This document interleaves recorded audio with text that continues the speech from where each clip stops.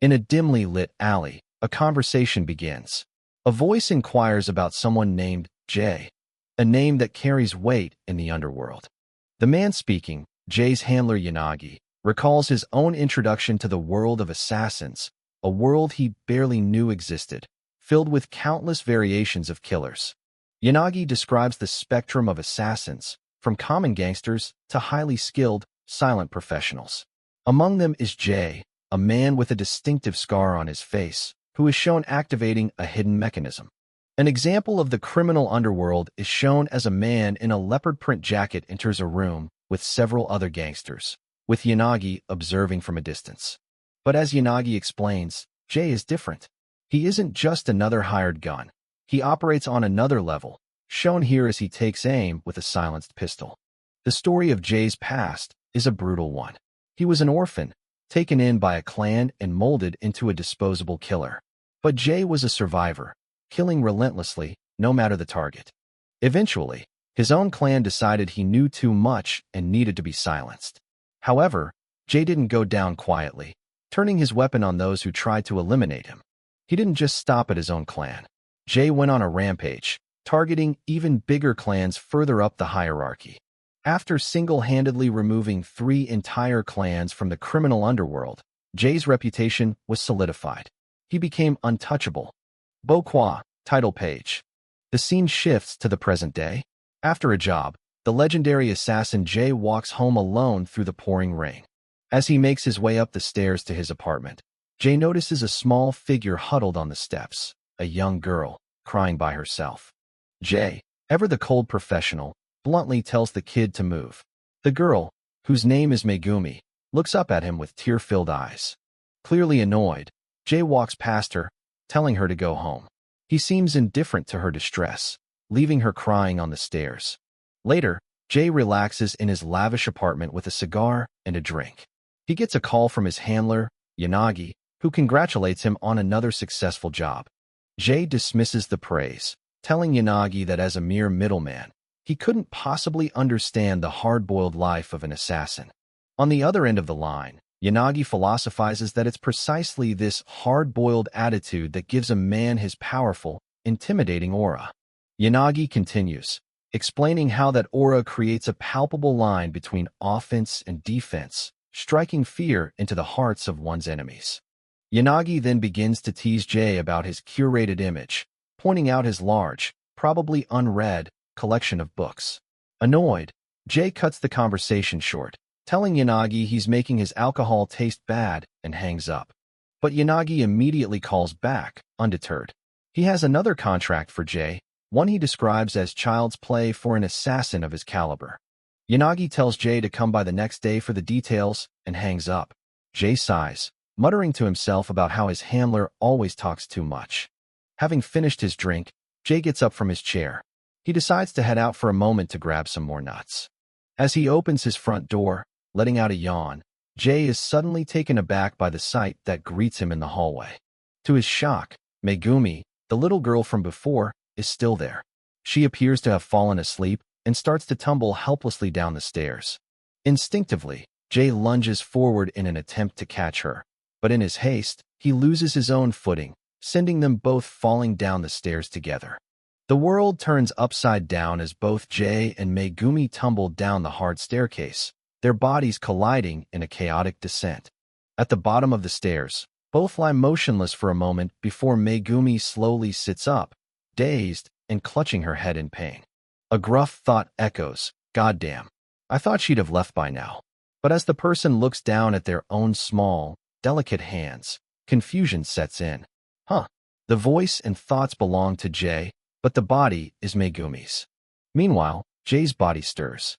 A high-pitched voice cries out in pain, followed by confusion. "Wait me." The two look at each other, a horrifying realization dawning on them both. A moment of stunned silence passes between them as they stare, trying to comprehend the impossible situation they've found themselves in. The man's body, now occupied by the terrified schoolgirl Megumi, looks at her unfamiliar hands and face with wide, fearful eyes. The unbelievable truth is finally spoken aloud. "We switched bodies." Megumi, in Jay's body, asks with terror, while Jay, in Megumi's body, can only look on grimly. Back in Jay's apartment, the reality of the situation crashes down. Jay, trapped in a little girl's body, has a full-blown panic attack.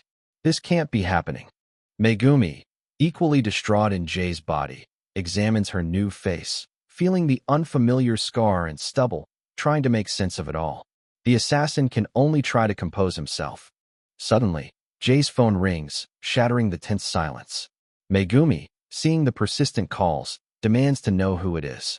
Jay looks at the screen, and his blood runs cold. The caller is identified as Mama. Jay realizes the depth of the trouble he's in. Not only is he stuck in a child's body, but it's late, and her mother is frantically calling. Chaos erupts as Megumi tries to answer the phone. Jay snatches it, yelling at the woman on the other end, while Megumi frantically tries to cover for him, telling her mother it was just someone talking loudly nearby. Jay furiously tells Megumi that since she is in his body, her mother hearing his voice will only lead her to believe she's been kidnapped. The situation is escalating quickly. With no time to sort out the body-switching mess, they make a quick decision.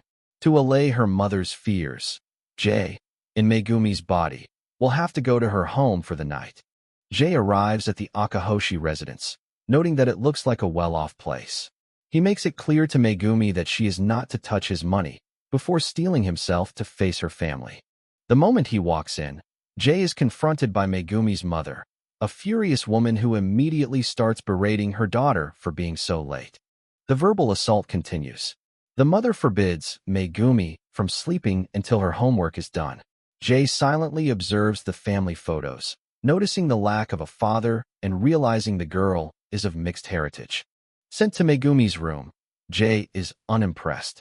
He tosses her school bag onto the bed, cynically remarking to himself what a hysterical mother she has.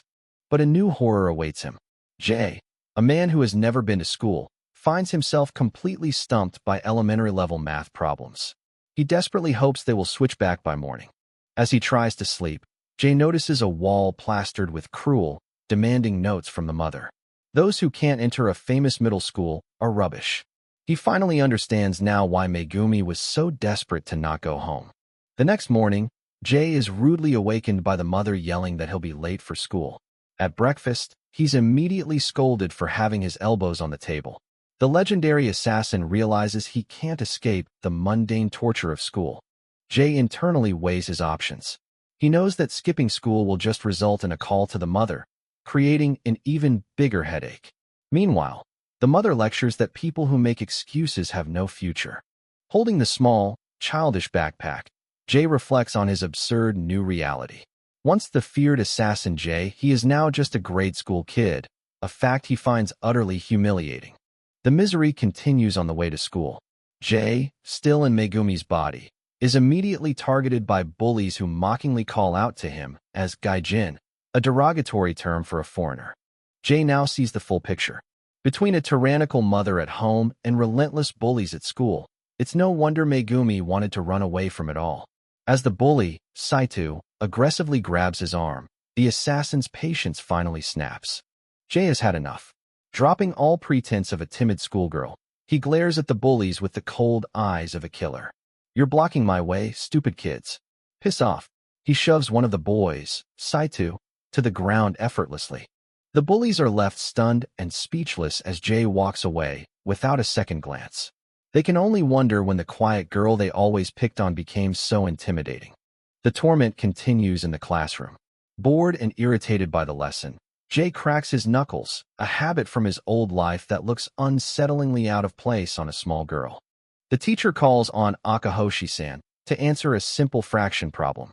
Jay, whose education came from the streets, not a classroom, is forced to admit, "I don't know." Saito, the bully from earlier, seizes the opportunity to mock him. "You don't know? Stupid. Did you turn stupid, gaijin?"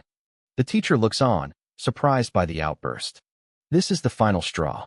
Jay is consumed by internal fury. Why must he, the untouchable and fearless assassin, be forced to endure such profound humiliation at the hands of a mere child? The moment class ends, Jay makes a break for it, running desperately out of the school and back towards his apartment. He has to fix this. He bursts into his own apartment and confronts Megumi, who is lounging in his body. "Kit, we have to hurry and get back to normal," he yells, his patience completely gone. Jay is horrified by what he finds. Megumi has transformed his meticulously maintained hard-boiled apartment into a child's playroom, complete with snacks, manga, and a fluffy dog plushie. "How did my hard-boiled room turn this pop in a single day?" Jay asks in disbelief, holding up the ridiculous-looking dog plushie with utter disgust. Megumi casually retorts that Jay said she could use his money however she liked. She then nonchalantly asks if anything happened while she was out, completely oblivious to Jay's suffering. He angrily throws the plushie aside. Jay's anger is suddenly replaced by panic as he remembers the contract from Yanagi. He checks his phone and sees the missed messages. Megumi, seeing his alarm, innocently pipes up, "Murder is a crime. Have some common sense, man." Jay initially thinks of turning the job down, but then recalls Yanagi's words that it was child's play. He also remembers what Megumi said about her mother-hating excuses. His pride as an assassin won't let him back down. A new resolve fills him. His professional pride overrides all the humiliation. So what if I'm in the body of a grade school girl right now? My professional pride is still overflowing. He will take the job. If he's going to do this, he needs a plan. He decides to coach Megumi on how to impersonate him. The training begins with a fundamental step, styling his hair with pomade. After applying a generous amount of pomade, Megumi proudly proclaims, "Now I look perfect, just like always." Jay's body looks with confusion at the sticky substance on his fingers as Jay begins the lesson. The most important thing is to be hard-boiled. Jay attempts to explain the crucial concept of being hard-boiled, but Megumi completely misunderstands. "Behave like you're boiling eggs? That sounds kinda cute," she says. Jay explodes in frustration. There's nothing cute about it. With fiery passion, Jay clarifies his philosophy. To be hard-boiled isn't about eggs. It's about being the absolute coolest guy imaginable. Jay lectures her on the finer points of his meticulously crafted image, the vast library of unread books, the preference for whiskey in bars, and smoking cigars because the smoke doesn't enter the lungs. He warns her not to ruin his image, though he doubts she understands. Jay declares that even in this ridiculous situation, nothing will change as long as he's the one executing the mission. He instructs Megumi to simply follow the script he's prepared for her when meeting the handler. The coaching continues. Jay urges Megumi to stop reading manga and memorize the lines he wrote for her. When she struggles, he challenges her to at least try saying something hard-boiled. Megumi is impressed when Jay, in his tough guy persona, rattles off a classic hard-boiled line. "Your brain is just a few tools short of a toolbox." She thinks it sounds incredibly cool. The scene shifts to their meeting with Yanagi. Megumi, posing as Jay, tries to explain the body swap.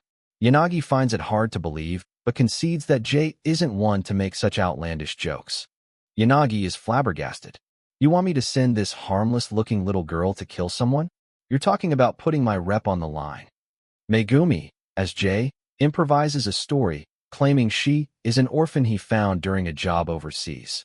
The lie immediately backfires. Yanagi becomes furious, assuming Jay has been taking jobs from other handlers. Megumi panics and changes the story to it being a trip, only making Yanagi angrier. Jay, in Megumi's body, desperately tries to get the conversation back on track. To salvage the situation, Megumi, as Jay, spins a horrific tale. She claims M is a feral orphan he discovered overseas, who survived by gnawing on the bodies of others who stole her food, a twisted version of Jay's own past. Yanagi is visibly disgusted and shocked by the gruesome story. Megumi, channeling Jay's cold demeanor, simply says, "Raw." Yanagi is left speechless, while Jay, as Megumi, observes silently. Jay, in Megumi's body, takes over the performance. With a dead-eyed stare, she claims to have learned killing from Jay for 2 years and can no longer wait to kill again, completing the terrifying image of a child assassin. The act works.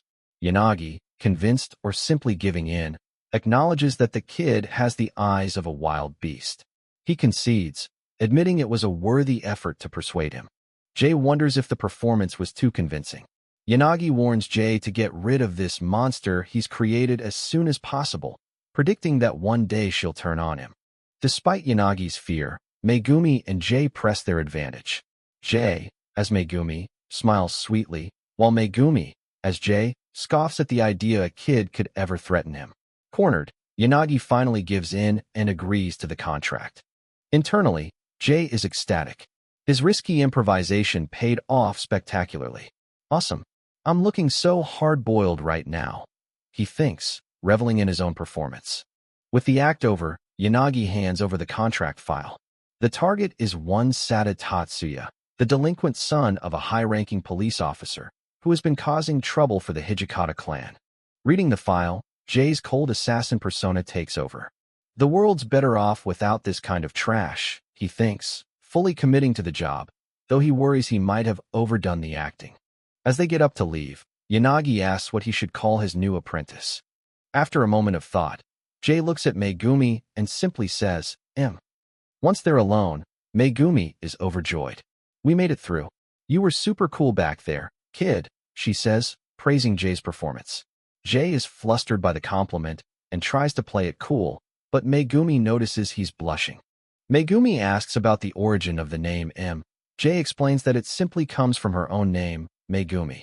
Curious, Jay then asks where his own legendary assassin name, Jay, came from. It's Jay for Junichi, Megumi replies innocently. Jay is floored by the sheer simplicity of it, muttering, that's too simple. Back at the apartment, the reality of the mission sets in. Jay, in Megumi's body, begins to prepare his tools, sighing, what a headache. He picks up his pistol, the cold steel feeling heavy and unfamiliar in his small hands. He contemplates the biggest challenge, how to effectively carry out a contract in the body of a little girl. At his private shooting range, Jay tests his capabilities. He has the knowledge and experience, but Megumi's body lacks muscle. The gun's weight, recoil, and range are all different. He determines he'll need to get dangerously close to his target. Megumi, now in Jay's body, walks in on him practicing. I told you not to come in here, Jay says sternly. Still processing her new reality, she asks, that's a gun, right? She then asks the question that has been weighing on her mind. You kill people for a living, Junichi? Jay looks at her, at his own face, and answers with a simple, unhesitating, that's right.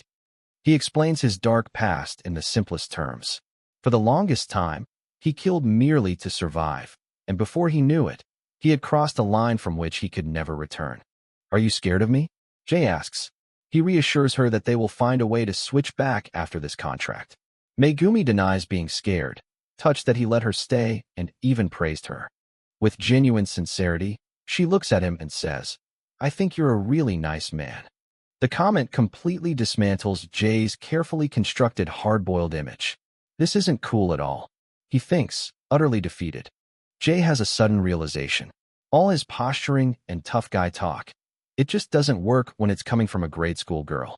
The coolness is gone. Megumi, seeing his distress, pleads for him to say something.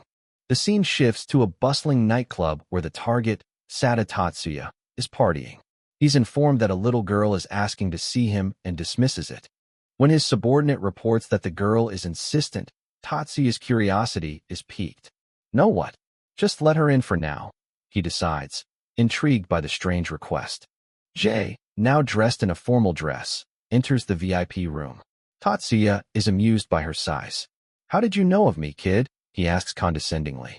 Jay replies with chilling calmness. I've brought a gift from the Hijikata clan. Tatsuya's cronies mock Jay, laughing at the idea of the Yakuza sending a child. Tatsuya, amused, demands that Jay open the school bag to reveal the toys inside. Tatsuya grabs the school bag himself. Let's see. He smirks, completely underestimating the child in front of him as he begins to open it. But Jay doesn't wait for the reveal. In a flash, he pulls out a concealed, silenced pistol.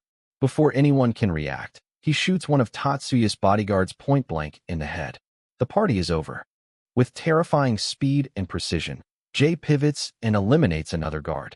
His movements are fluid and deadly, a shocking contrast to his small, childlike appearance. The room erupts into chaos. The women scream as Jay continues his brutal work, the VIP lounge turning into a bloodbath in a matter of seconds. Another target falls to a clean headshot. Jay remains completely calm, his face an emotionless mask as he methodically carries out the contract. His work almost done, Jay surveys the carnage, his pistol still smoking. He looks towards the last remaining target. One left. Jay deliberately leaves Tatsuya alive as a witness. He calmly walks out of the room, leaving the traumatized man behind. To the guards outside, he simply says, "Satasen says he doesn't need me," and leaves. Walking through the city streets after the massacre, Jay feels a familiar frustration brewing. "Fuck," he mutters, not out of remorse, but out of professional dissatisfaction.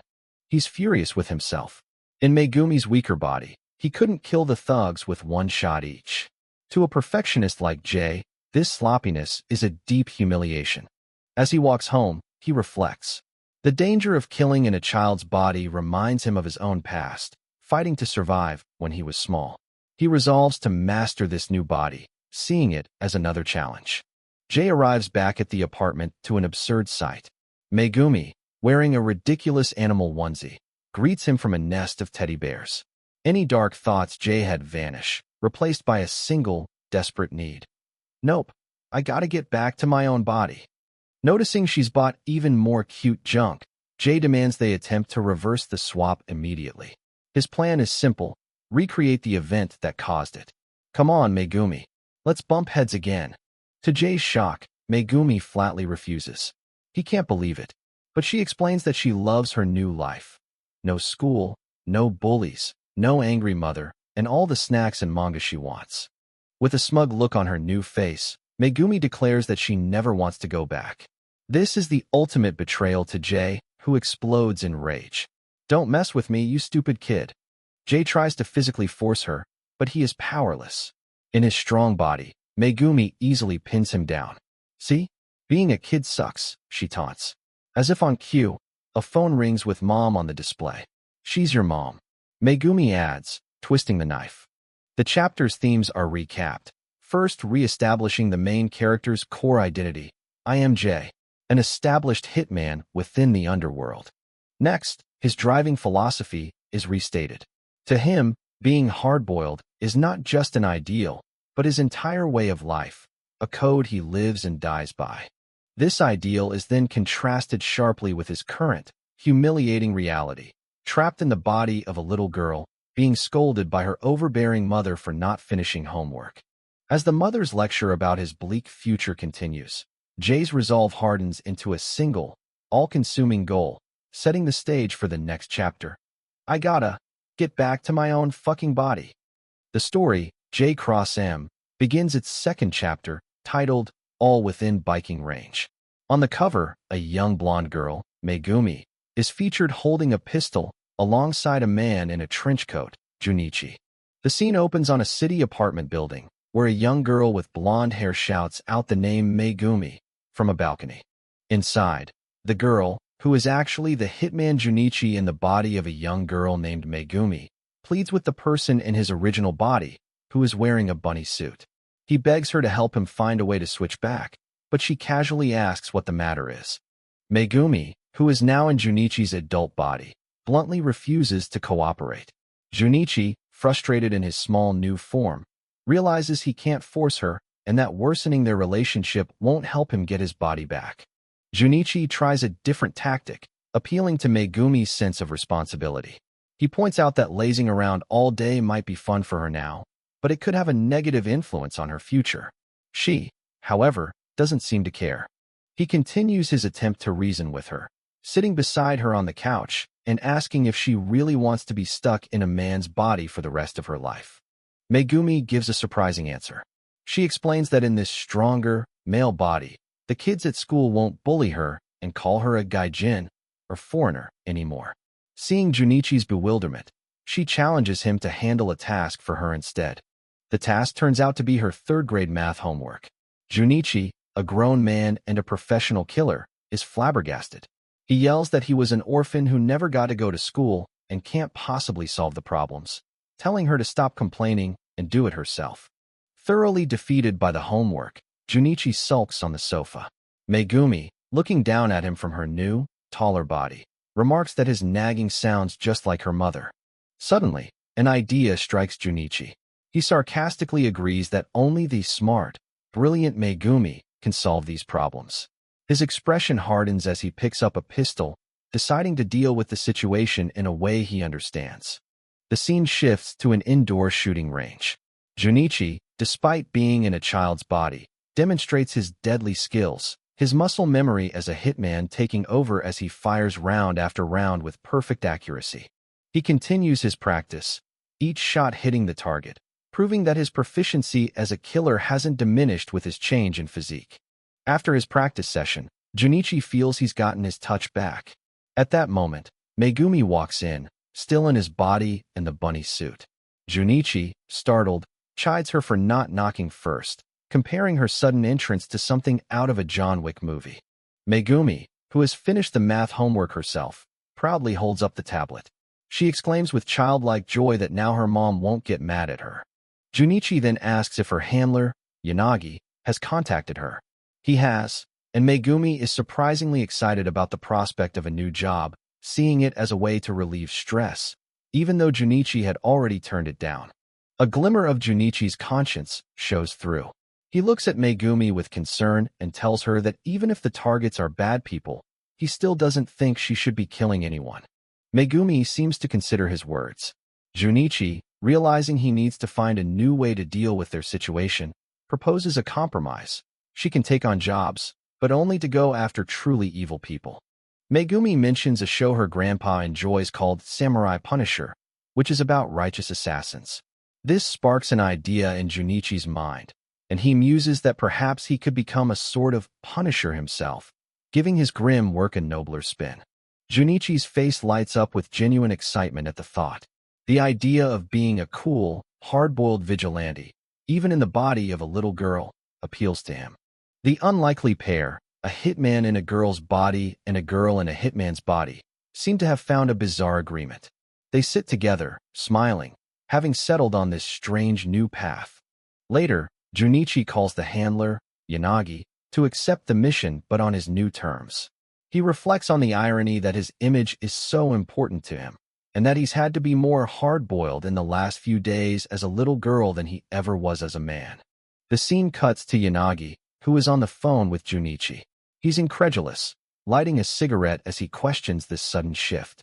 He asks why Jay, a professional killer, suddenly only wants to be a vigilante who targets bad guys. From his perspective, Junichi, now appearing as the young Megumi, explains that his priorities have changed.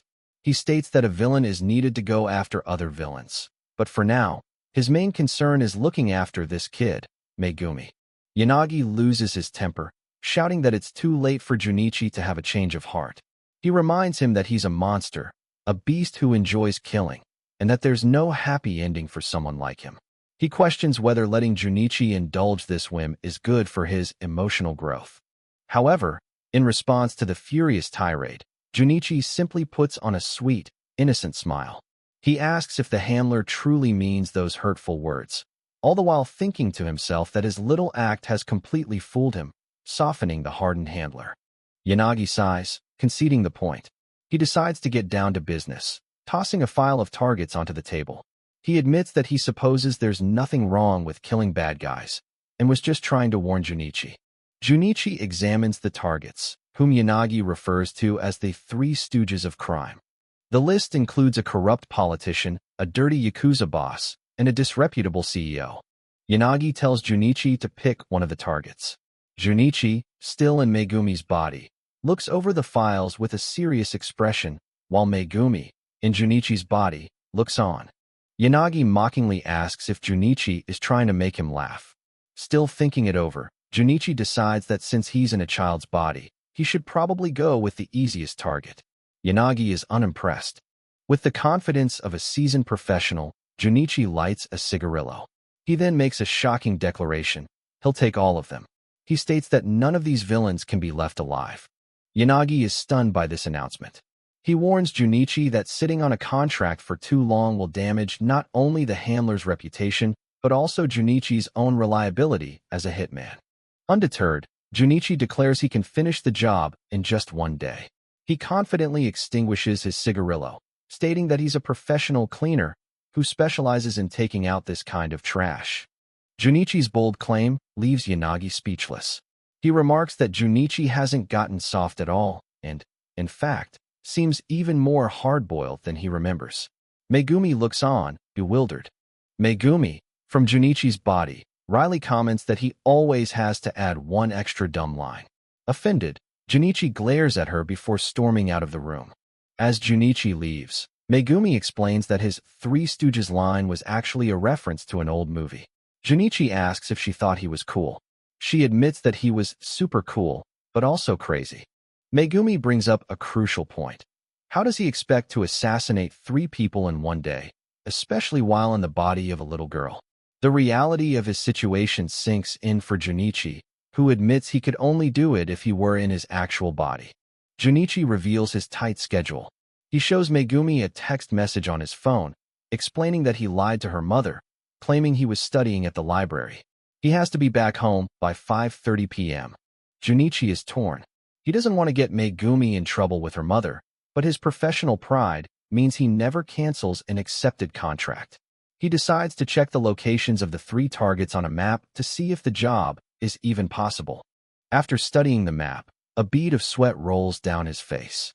He concludes that it's going to be extremely tight, but he thinks he can just barely make it. The mission begins. Junichi suits up in a tracksuit and puts on a helmet and goggles, creating a disguise. He gets on a bicycle, noting that all the targets are conveniently located within biking range. With a shout of excitement, Junichi pedals furiously through the streets, fully embracing the absurdity and challenge of his mission. His first target is a corrupt CEO, seen desperately offering a bribe. Outside the man's lavish home, a campaign poster bearing his face is visible on a wall. Junichi, still on his bike, coolly dismisses the man's pleas with a "yeah, whatever" before dispatching him with a silenced pistol. With the first target eliminated, Junichi speeds off on his bike, heading towards the entrance of Shinjuku Station to find his next mark. The second target, a smarmy politician, is seen in his office. He panics, throwing his hands up as he asks, "Who are you?" while boasting that without him, the world will fall apart. A sign reads, "It all started when I couldn't work anymore." Junichi is back on his bike, navigating through city traffic. He passes another cyclist, who appears to be a food delivery driver. The delivery driver glances over, surprised by the small cyclist pedaling with such intensity. Junichi, focused and determined, speeds towards a changing traffic light. Junichi curses in frustration as he races against time. He yells to himself that he is a professional hitman, not an Uber Eats of hit jobs.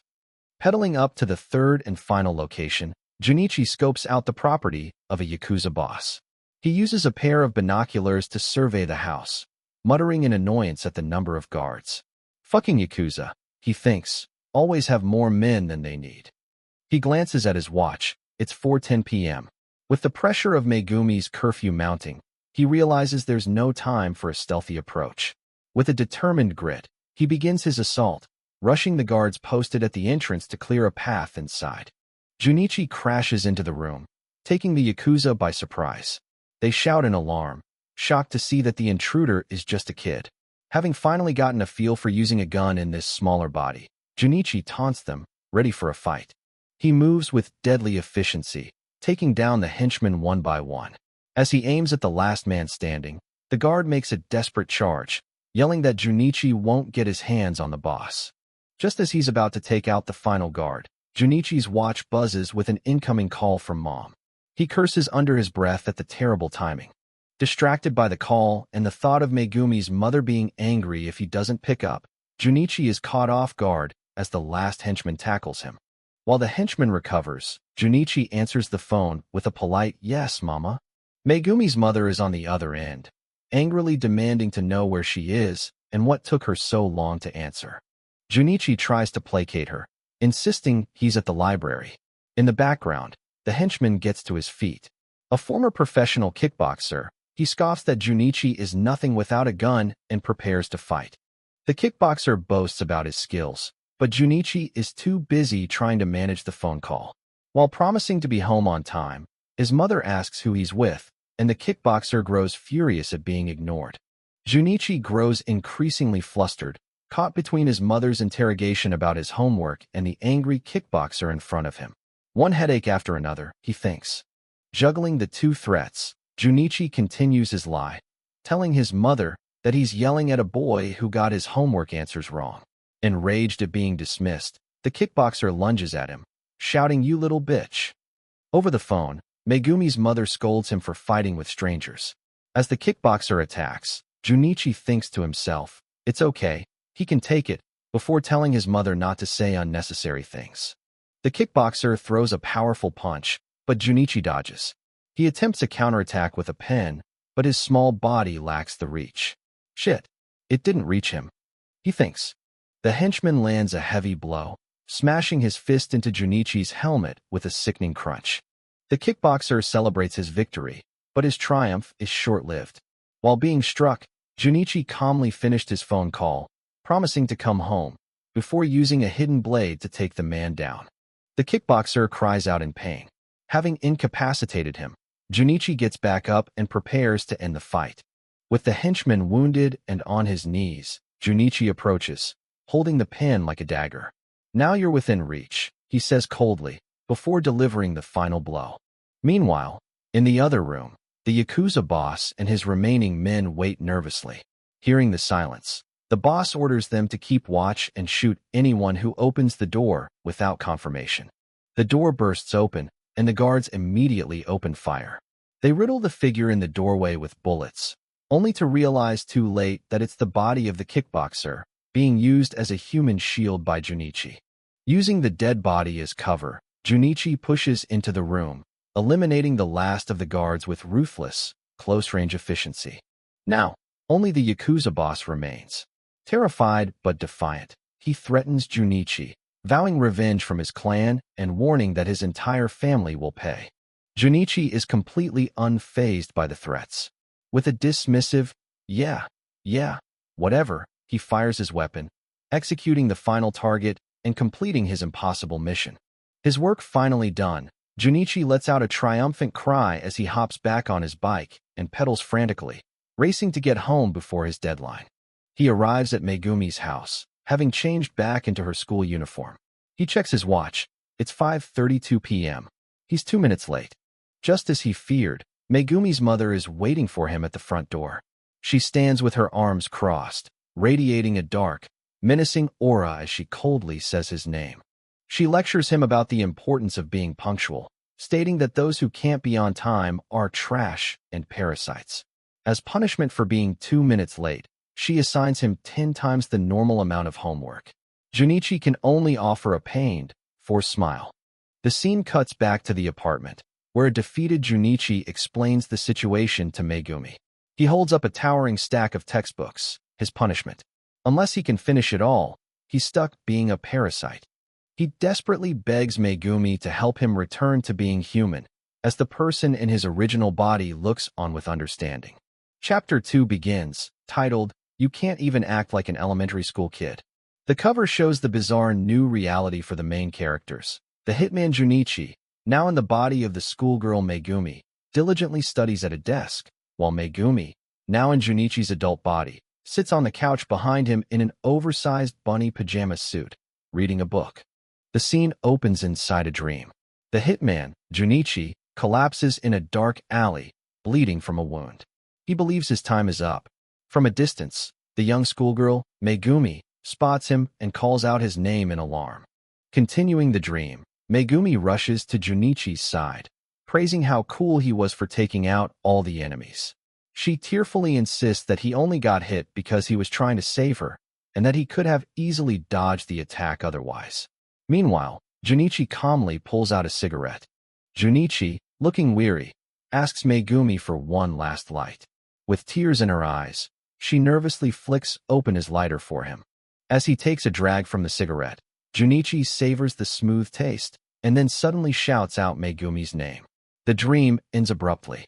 The dreamer, who is actually the hitman Junichi now trapped in Megumi's body, is jolted awake.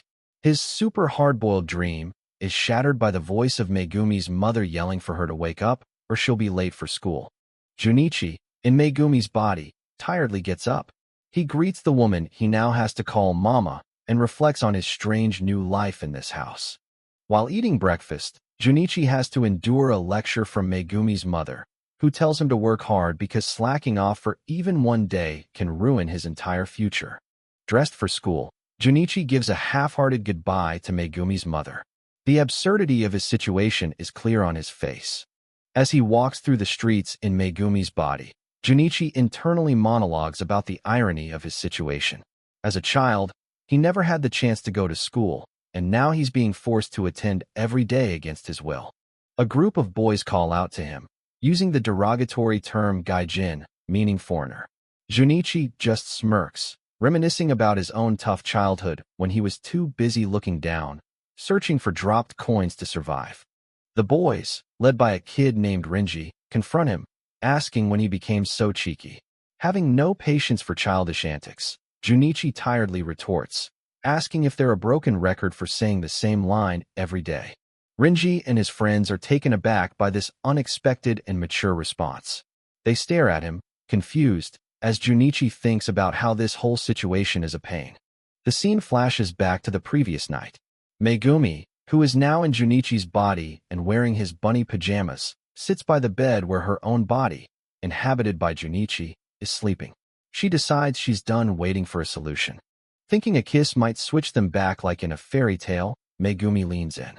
However, the attempt fails spectacularly as they just end up bumping heads, waking them both up in a state of pain and confusion. Megumi, in Junichi's body, is startled to see herself awake and calls out Junichi's name. Junichi, in Megumi's body, is furious, realizing she was trying to forcefully switch them back. From the perspective of Junichi's original body, we see Megumi's shocked and innocent face.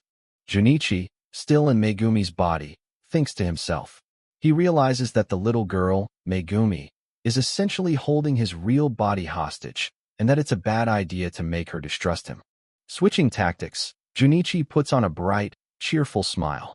He sweetly tells Megumi that the longer she stays in his body, the more homework she'll miss, so it's in her best interest to switch back soon. He continues trying to persuade her, but Megumi, now enjoying the freedom from school in Junichi's body, bluntly states she doesn't care about school anymore and is staying put. Junichi looks on, speechless. Megumi then proposes a different solution. What if Junichi just pretends to be her? That way, they won't have to keep bumping heads, and she won't get into trouble when she eventually turns back. Junichi looks annoyed at the suggestion. Outraged by the insinuation that he, a master of infiltration and disguise, can't act like a simple schoolgirl, Junichi defensively shouts back that he can absolutely do it. The scene snaps back to the present, with Junichi facing the bullies. He thinks to himself that the only way to maintain Megumi's trust and stop her from making fun of him is to successfully act like her in this situation. Junichi decides his best bet is to act like a typical bullied kid. As Renji demands he say something, Junichi tries to force himself to cry, but only manages a pained expression. The bullies mock him for it, and he turns away. As Renji moves to shove him, Junichi's assassin instincts take over. On pure reflex, he executes a perfect throw, sending the bully flying. He immediately regrets it, realizing he just blew his cover. With Renji groaning on the ground, his friends look on in shock. Junichi knows he can't suddenly act like the real Megumi. He decides that the best course of action now is to stop the bullying for good, before he loses control and actually hurts the kid. Continuing his intimidation, Junichi, in Megumi's body, looms over the fallen bully, Renji. He warns the boy that this is the second time he's come after him, and if there's a third, he'll be in for a world of hurt. A confused Renji questions when the other times were, but Junichi just waves it off, telling him not to do it again. As Junichi walks away, Renji's friends check on him. They comment on how weird Megumi has become. One of them recalls a story his grandma told him, theorizing that she's become possessed by an angry fox spirit. The scene shifts to the classroom. The teacher presents a simple fraction problem on the board and asks Akahoshi-san, Junichi, if he can answer it. Unfamiliar with elementary-level math, he bluntly replies, no. His classmate, Renji Izumo, immediately starts mocking him, calling him stupid. As the teacher tells Izumo to stop, Junichi is visibly trembling with restrained anger at the humiliation. During recess, Junichi sits alone on a set of concrete stairs, glad that the real Megumi apparently had no friends. He reflects on how unexpectedly difficult it is to act like a normal grade school kid, concluding that killing people is far easier than this. Later, Junichi is called into the education counseling room. The teacher, looking distraught, bows and apologizes profusely. She explains that she's new to the job and feels she hasn't been able to properly protect Megumi from Izumo's bullying, begging for forgiveness. The teacher spirals into hysterics, coming to the wild conclusion that the reason Megumi hasn't been able to answer any questions in class is that she thinks her own teacher doesn't care about her. Junichi realizes he has to play along to de-escalate the situation. He thinks that at least she isn't having a meltdown like Megumi's hysterical mom. He comes up with a lie, telling the teacher that a straight A, a student suddenly being unable to answer anything would obviously make people think something is wrong, and that he wouldn't stop going to school just because she couldn't protect him. The teacher buys it completely and runs out of the room crying. As the teacher continues to wail in the hallway, Junichi watches with a deadpan expression. He concludes that letting her believe this elaborate lie is still a better outcome than having her think he's simply stupid. The scene cuts back to the apartment, where Megumi, still in Junichi's body and bunny pajamas, looks at him disapprovingly and says, "You are stupid, Junichi." Junichi, sitting on the floor, defensively retorts that he isn't stupid. Megumi calls him out, pointing out his hypocrisy. She correctly states that he never even bothered to ask her how she acted at school, which is why he couldn't take in her simple elementary school lessons. Megumi continues her lecture, explaining that she made every effort to act like him. She followed all his instructions, even using hair gel to style her hair like his. She questions why he can't make the same effort to live her life. Junichi's only excuse is that acting like a little girl isn't cool. Realizing his mistake, he quickly apologizes. Megumi correctly deduces from his poor excuse that he doesn't care about her life or problems at all. Sensing he's in trouble, Junichi switches gears. He cheerfully volunteers to learn, asking Megumi to teach him how to act like her. Skeptical, Megumi threatens to send a letter to her mama about his poor attitude at school. The threat works instantly.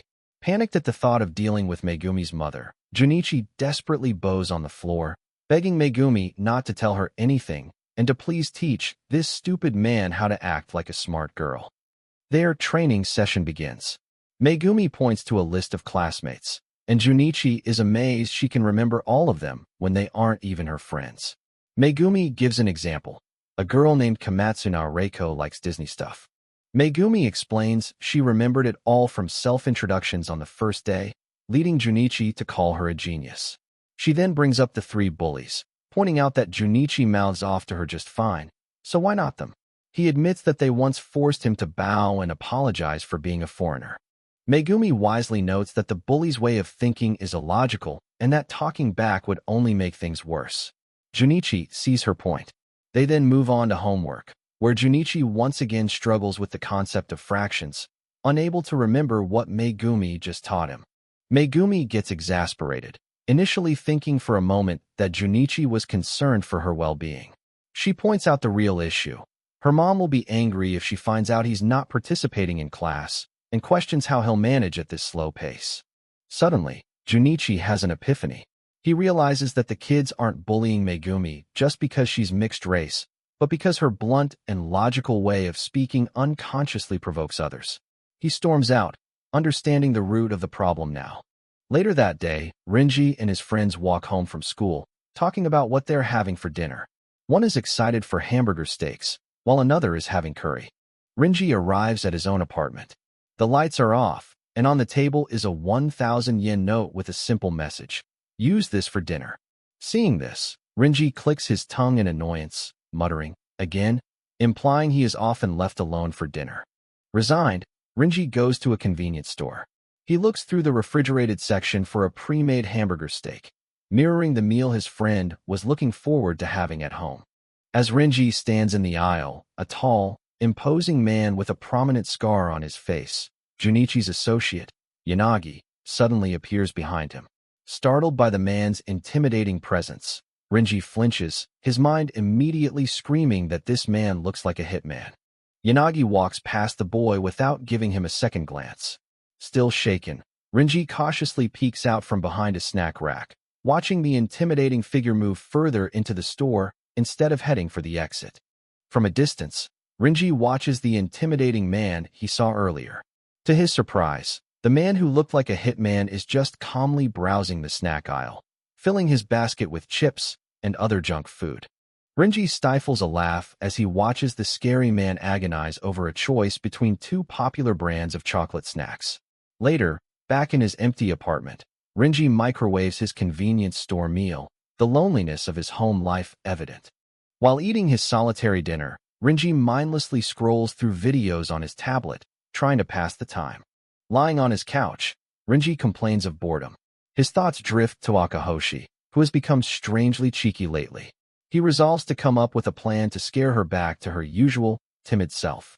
A new section begins, titled Chapter 4, I Am Akahoshi Megumi. The title card shows Junichi, in Megumi's body, nervously practicing a meek and apologetic pose, preparing to fully embrace his new role. Junichi mentally rehearses his new identity, reciting the key points Megumi taught him. My name is Akahoshi Megumi. I don't have any friends. I take my studies seriously so I don't make my mama mad. When I get bullied, I just look down and apologize. With newfound determination, he accepts that this is who he must be now. Walking to school, Junichi is resolved to play his part perfectly. He understands that he needs to do this to gain Megumi's trust and also to avoid another confrontation with her mother. The ghostly images of a skeptical Megumi and a traumatized teacher loom in his mind. Back in the classroom, Junichi is ready to prove he can act like Megumi. As the teacher moves on to the next question, he clenches his fist, determined to participate correctly this time.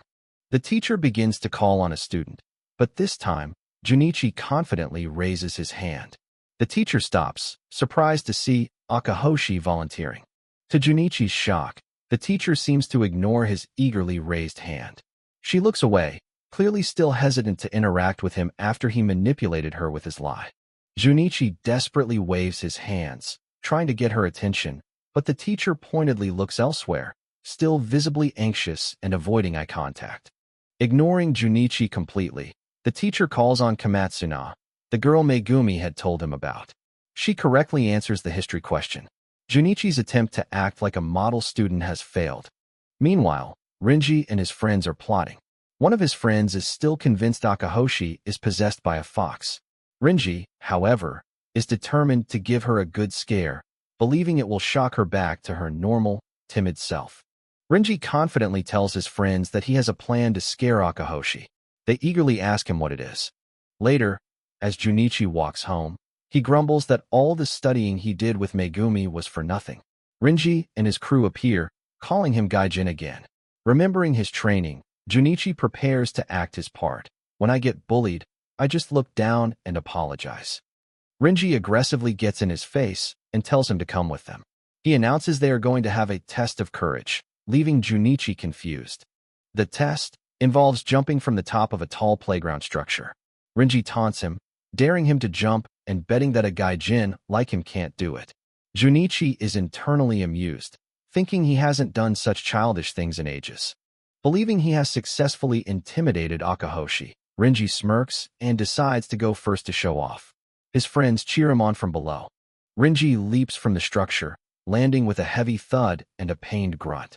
His friends cheer that he's awesome for making such a high jump. Before they can continue, Junichi lands perfectly and silently behind Renji. The bullies look up at Junichi, who is now standing back on top of the structure, having jumped back up effortlessly. He coolly tells them it's their turn. Internally, however, he forces himself back into character, repeating the mantra, I am Megumi. When I get bullied, I just look down and apologize. Committing to the act, Junichi covers his face and begins to whine, pretending to be terrified. He cries out that it's too scary and that he can't possibly make the jump. His act works. Renji, believing he has won, triumphantly pokes Junichi's cheek, calling him stupid and warning him not to act tough again. Junichi meekly apologizes. As the bullies walk off, Junichi seethes, realizing how stressful this act is and worrying he might kill one of them if it continues. Walking away, one of Renji's friends playfully bumps into his shoulder. Renji laughs, feeling victorious after scaring Akahoshi. Just as Renji is celebrating his victory, he carelessly bumps into a much larger, tougher-looking middle school student. The delinquent and his friend turn around with menacing looks, and Renji's brief moment of triumph instantly turns to terror. His friends, and even Junichi, recognize the immediate danger they are in. The middle schooler aggressively grabs Renji by the collar, asking if he's trying to pick a fight before ordering the entire group to follow him to a more secluded area. Falling back on his training, Junichi immediately assumes the role of the timid Megumi, offering a meek apology in an attempt to de-escalate the situation. The middle school bully smirks at Junichi's apology, saying that if sorry was enough, they wouldn't need police. He and his friend close in, demanding some compensation for their emotional trauma. The bullies demand their money, assuming they were going to buy snacks. Renji stammers that he doesn't have any. The situation triggers a traumatic flashback for Junichi, who remembers being violently robbed as a child outside a grim-looking facility. Junichi thinks to himself, talk about a bad memory. He snapped back to the present as one of the middle schoolers brandishes a weapon, possibly a telescoping baton, threatening Renji's friends and telling them to stop messing around and pay up. Seeing his friends being threatened, Renji steps forward, shouting for the bullies to wait. He bravely tells them to leave the others alone. In a moment of self-sacrifice, Renji offers the bullies his own dinner money. He explains that his parents always leave him cash for food and that they can have it all if they just stop. On the way home from school, Jay, still trapped in Megumi's body, observes a group of bullies cornering some younger kids. Two delinquents stop a boy, intending to cause trouble. Jay, as Megumi, steps in, dismissing the bullies as mere petty thieves. To him, their posturing is amateurish, and he believes giving in to them would only invite more trouble. Jay changes his mind, deciding it's not his problem. But as he tries to walk away, one of the kids, Akahoshi, tells his friends to ignore him, grabbing his arm to pull him along.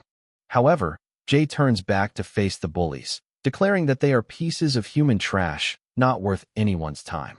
The delinquents are shocked by this sudden burst of defiance. The lead bully, Renji, gets furious, asking if this little brat is looking down on him. With the cold logic of an adult, Jay replies that since Renji is taller, he is literally the one looking down. Infuriated by the response, Renji lunges forward to attack. Jay, instinctively reacting with his assassin reflexes, puts up a hand to block the incoming strike. Without a second thought, Jay grabs Renji's head and swiftly slams it downwards, causing the bully to drop the cans he was holding. The attack continues as Jay delivers a powerful knee strike to Renji's gut. The other kids watch in utter shock, stunned by the sudden and brutal display of violence. Using the bully's momentum against him, Jay effortlessly flips Renji over his shoulder, sending him crashing to the ground. The other bully looks on, bewildered. To finish it, Jay stomps his foot firmly onto the fallen bully's face, a move far too precise and ruthless for an elementary school girl. With Renji completely incapacitated on the ground, Jay stands over him as the other children stare in a mixture of fear and disbelief. One of the boys, Akahoshi, finally breaks the silence, stammering as he asks what Jay just did. He exclaims that Megumi has been acting strangely lately, almost like a completely different person. The phrase "a completely different person" hits Jay. He realizes his actions were too extreme, and now he has to deal with the consequences of his professional instincts taking over. Thinking fast, Jay sees an opportunity. One of the kids suggests she might be possessed by a fox, and another quickly looks up fox possession on his phone. The definition appears on the screen. Playing along with their superstition, Jay looks at the phone and says with a grave expression, "So, you found me out." The children gasp, their eyes wide with shock. Leaning into the role, Jay declares dramatically that he is, in fact, a fox that has possessed Megumi's body, stunning his young audience into silence. While Akahoshi stares, unsure what to believe, the other bully begins to panic, frantically rummaging through his school bag. Jay inwardly notes that convincing them won't be as simple as just saying it. The bully pulls out a pack of fried tofu, a traditional offering to fox spirits. He gets on his knees and presents it, explaining that his grandma told him to carry it for safety. Jay, as the fox, looks down at the unexpected offering. Seeing no other option to maintain his cover, Jay takes the fried tofu. He unwraps it while the boys watch him with bated breath, their fear palpable. Jay then dramatically takes a large bite of the tofu, chewing it with an exaggerated expression. He proudly exclaims that he is now a fox, solidifying the kids' belief that the fried tofu was the right choice. While casually eating the tofu, Jay tells the terrified children that he'll forgive them this time, all in exchange for this simple snack. He then issues a chilling threat, pointing to the unconscious Renji on the ground as a warning of what will happen if they breathe a word of this to anyone. Akahoshi is terrified, promising to keep quiet. Akahoshi looks on with genuine concern, his fear for his own safety momentarily replaced by worry for the real Megumi Akahoshi. As one of the kids theorizes that the fox must have escaped when the Sessho stone was split, Jay grows tired of the charade. Annoyed, he mutters that he'll let her take over for a bit, deciding to end the act. And just like that, the real Megumi is back. She cheers happily, completely oblivious to what just happened, telling the boys not to worry. She explains that she was just having a relaxing vacation inside her mind while the nice Mr. Fox protected her, leaving them utterly bewildered by the sudden shift in personality. With the real Megumi back in control, she gives Renji a bright, cheerful smile, thanking him for worrying about her. Caught completely off guard, Renji blushes and vehemently denies it. The fox, Jay, takes over again. He approaches Akahoshi, bluntly asking if he likes Megumi. Akahoshi, just as flustered as Renji, stammers and denies it, wondering what would happen if the fox possessed him too. As the kids part ways, Akahoshi yells one last time that he definitely does not like Megumi. Meanwhile, the other boy cheerfully waves goodbye, telling Mr. Fox to let him know if he ever wants more fried tofu. Finally alone, Jay sighs in exasperation. As he walks away, he can only think about what a complete mess the day has turned into. The scene shifts to Jay's apartment, where Jay, in Megumi's body, arrives home. He is greeted by Megumi, who is in Jay's body and wearing his bunny pajamas. Jay reflects that his fox possession act should at least make school life easier. Jay begins to explain the bizarre events of his day at school to Megumi, telling her that he somehow ended up pretending to be a fox that was possessing her body. Megumi, in Jay's body, can only stare back in utter confusion. The story's title card appears, showing the stark contrast between the towering, shadowy figure of the assassin Jay and the small, defiant elementary schoolgirl, Megumi. The scene cuts back to earlier, showing what Megumi was doing in Jay's body. Dressed in a ridiculous bunny-themed jumpsuit, she giggles to herself while reading a shoujo manga titled Exploding Kiss. As she gets absorbed in a romantic scene from the manga, her reading is interrupted by a phone call from someone named Yanagi-san. Startled, she quickly tries to compose herself. Attempting to mimic the hard-boiled persona of an assassin, Megumi answers the phone with a gruff, annoyed tone, asking what the caller wants and claiming to be busy. On the other end of the line, Jay's associate, Yanagi, says he wants to chat. He suggests meeting at their usual bar, adding that he doesn't want Jay's little devil, Megumi, listening in. He ends with a veiled threat that future jobs could be on the line.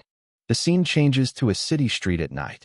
Megumi, now dressed in Jay's trench coat, arrives outside the designated bar, looking up at the building with apprehension. Trying to build up her confidence, Megumi tells herself that everything will be fine. She believes she's smarter than Junichi, Jay's real name, and can handle this meeting.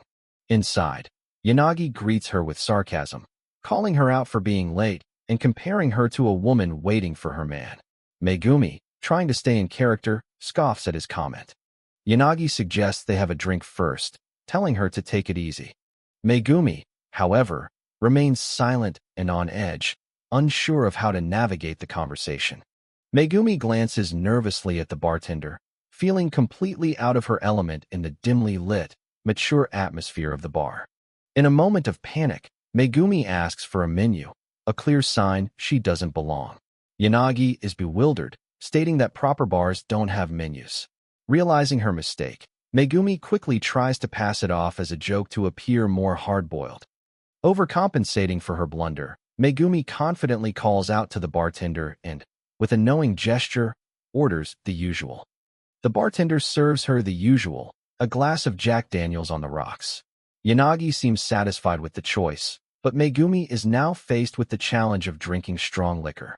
Megumi stares at the glass, internally panicking. As a child, she has no idea how to drink alcohol, but she reasons that since she's in Jay's adult body, it should be fine. Hesitantly, she brings the glass to her lips. The moment the whiskey touches her tongue, she instinctively spits it out in a spray, unable to handle the burning taste. Yanagi shouts in shock, asking what on earth is wrong with Jay. Flustered, Megumi tries to claim it was just another joke, but Yanagi is clearly losing his patience. Desperate to regain a hard-boiled image, she decides to try smoking a cigar. She awkwardly lights the large cigar, thinking she can just pretend to smoke it to look cool and experienced. Her attempt to smoke also fails spectacularly as she immediately coughs and sputters, unable to inhale the smoke. Yanagi's expression hardens, his annoyance clearly visible. Finally losing his patience, Yanagi tells Jay to stop the weird faces and tasteless jokes. He demands they get down to business, his suspicion about Jay's bizarre behavior solidifying into a direct confrontation. Dropping all pretense, Yanagi looks at Megumi in Jay's body and states coldly, "I have doubts about you." Megumi remains silent as Yanagi explains that he's been holding back because he considers Jay a friend, but his patience is running out. He takes a sip of his drink, his eyes full of suspicion. Yanagi leans in and asks directly if Jay has contracted some kind of incurable disease. Startled, Megumi can only deflect, telling him he's just imagining things. But Yanagi isn't convinced. He lists the inconsistencies. Jay, a man who never shows weakness, suddenly takes on a protege. And now, he can't drink whiskey or smoke a cigar. Then Yanagi drops the bombshell. He reveals he saw Jay at a convenience store, agonizing over a choice between mushroom and bamboo shoot-shaped chocolate snacks, an absurdly childish behavior for a hardened assassin. Yanagi leaps to a strange conclusion. Jay must be at death's door and has decided to spend his last days enjoying simple pleasures like snacks. Megumi is left speechless by his wild theory. Megumi tries to laugh it off as another one of her jokes, but Yanagi isn't buying it. He throws a file on the bar and challenges her. If this is all some weird trick, then she needs to prove it by taking the job. He demands that Jay, the legendary assassin, show him he's still got what it takes, and explicitly tells him not to let the kid do it. Megumi, trapped in Jay's body, begins to sweat, feeling the immense pressure of the situation. The scene flashes back to the apartment, where Jay, in Megumi's body, is furious. He yells at Megumi for accepting a job without him. Panicked, Megumi asks if she really accepted the contract. As Megumi holds her head in despair, screaming that she did it, Jay grimly confirms her fears. Jay scolds her for being so easily provoked. A flashback reveals Yanagi's words. As long as he sees the kid as a bloodthirsty monster with none of Jay's skills, he'll never give her a job. The flashback continues, with Yanagi explaining his reasoning. To him, the girl is a stranger, and the job has to be done by Jay himself.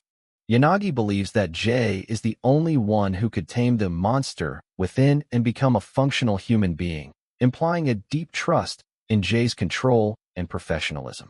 Back in the present, Yanagi pushes the job file towards Megumi, confident she'll take it. At the apartment, Megumi reveals the target to Jay, a bald man with glasses. The target is identified as Arisuji Ureo, a man who poses as a philanthropist with poor eyesight and heads a nonprofit for child welfare. He puts on a show of humility, refusing a taxi to save money for the children. However, the moment he is out of public view, Arisuji's charitable facade disappears as he is escorted into a luxurious Rolls-Royce. Inside the car, Arisuji reveals his true nature.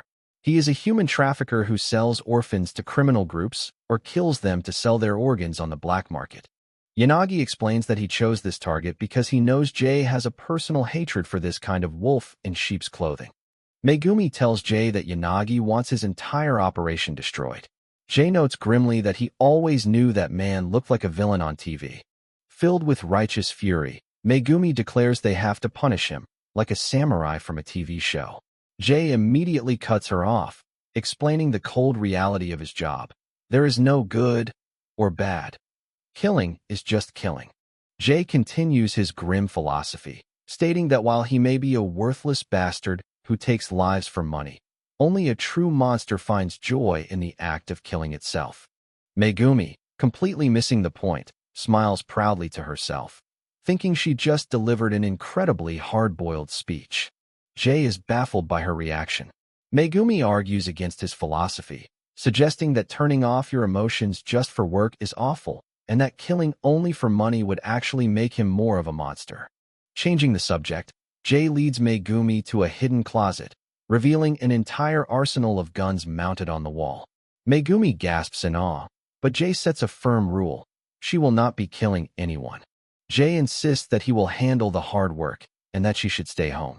However, Megumi argues that since she possesses the knowledge from the contract, it would be more efficient for her to accompany him. Jay reluctantly concedes.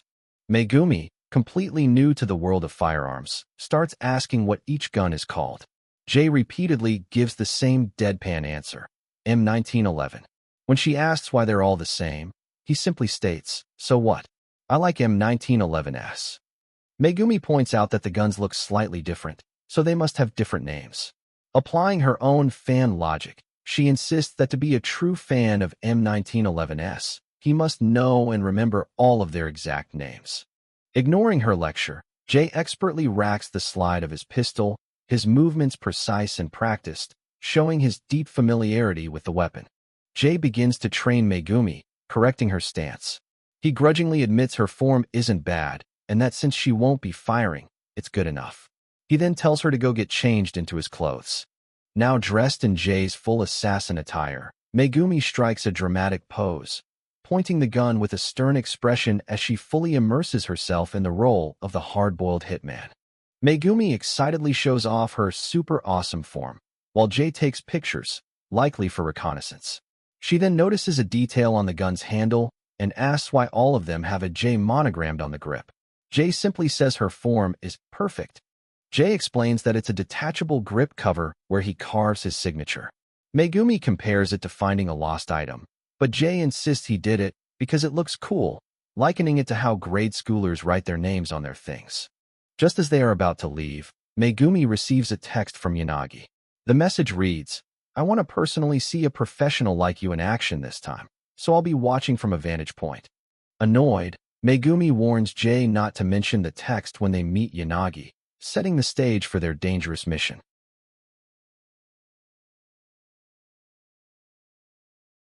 In a car overlooking an abandoned factory, Jay's associate, Yanagi, explains the situation to Megumi, who is currently occupying Jay's body. He notes that this is the location for the Yashiro Gumi's organ trade business, and their target, a man he calls the Fatso, only shows up for major deals. Megumi, trying to act like the stoic hitman Jay, simply scoffs, though inwardly she's anything but calm. As Megumi gets out of the car with a large duffel bag, Yanagi questions her behavior. He finds it odd that Jay, a man known for decisive action, is being so cautious. He also points out the absurdity of carrying a huge bag for a single small M1911 pistol, questioning if Jay has a preference for smaller firearms. Away from Yanagi's prying eyes, Megumi carries the heavy bag into the woods. She unzips it, revealing the real Jay, the hitman, who is currently trapped in her third-grade body. Jay, now out of the bag, immediately starts putting on tactical gear. Megumi, worried for his safety, tells him they are far enough from Yanagi and that he should wait here. But the determined hitman, even in a child's body, retorts, "I'm coming too." Megumi tries to reason with him, reminding him of their agreement from the previous day. She argues that it's common sense not to let a child witness a massacre, as he'll just get scared once the bodies start dropping. Jay, ever the pragmatist, points out that having a decoy would make the job easier. Megumi acknowledges this, but is still deeply hesitant to put her own body, currently inhabited by Jay, in the line of fire. Finally, Megumi voices her true fear. She looks at the determined child before her and asks if he's truly ready to see people die. More importantly, she exclaims, "You're in my body. What if something happens to it?" Her priority is protecting her own physical form, even if a hitman is currently piloting it. Jay's hardened expression softens slightly. He looks away, confessing that he doesn't want to stay home alone and feels like a burden. He admits that he thinks it would be better if he wasn't here, highlighting the deep loneliness and helplessness he feels in this absurd situation. Looking directly at Megumi, Jay declares, "I don't want you to handle everything alone, Junichi. I want to be useful to you." Hearing her own name for the hitman, Megumi is taken aback. She looks at her own child's body, now inhabited by a killer, and replies that a third grader shouldn't be thinking such things. Their argument is interrupted by a text message. It's from Yanagi, who is clearly getting impatient. He mockingly writes that he has his binoculars ready and is waiting for Jay to get into action, followed by an angry, "Are you fucking kidding me?" Megumi panics at the message, sweating profusely. Jay, however, sees this as the perfect opportunity. He looks at the flustered Megumi and says calmly, "See? Now you need me." Defeated, Megumi gives in. "Fine, I promise." But she makes Jay promise not to get scared. Taking immediate command, Jay points forward and declares, "Then follow my lead." All Megumi can do is meekly agree. Meanwhile, inside the sprawling warehouse, the target, a fat, bald man named Arasuji Ureo, sits comfortably on a sofa surrounded by his men. He laughs, gloating about another successful transaction and how they are not lacking in donors. Arasuji continues his villainous monologue, puffing on a cigar. He boasts about how easy it is to keep people quiet, from self-absorbed parents who turn a blind eye to idiots who believe anything he says. It's clear he holds everyone in contempt. One of Arasuji's men remarks that villains like him make even hardened Yakuza shudder. The conversation is cut short when another goon bursts in, shouting that someone is after them and that the lookout has been attacked. A heavy footstep echoes through the warehouse as a lone figure walks in. Arasuji Ureo, who was just boasting moments before, now looks on in pure terror, asking who in the world would dare to attack them. The intruder is revealed to be Megumi, in the body of the hitman Jay. The gangsters are stunned into silence, recognizing the infamous assassin. One of them stammers, "That can't be Jay," while Arasuji can only ask who. The scene flashes back to Jay, in Megumi's body, laying out the plan for a nervous Megumi. The first step: walk right up to the enemies, completely unarmed, and do it proudly. Jay continues to explain the strategy.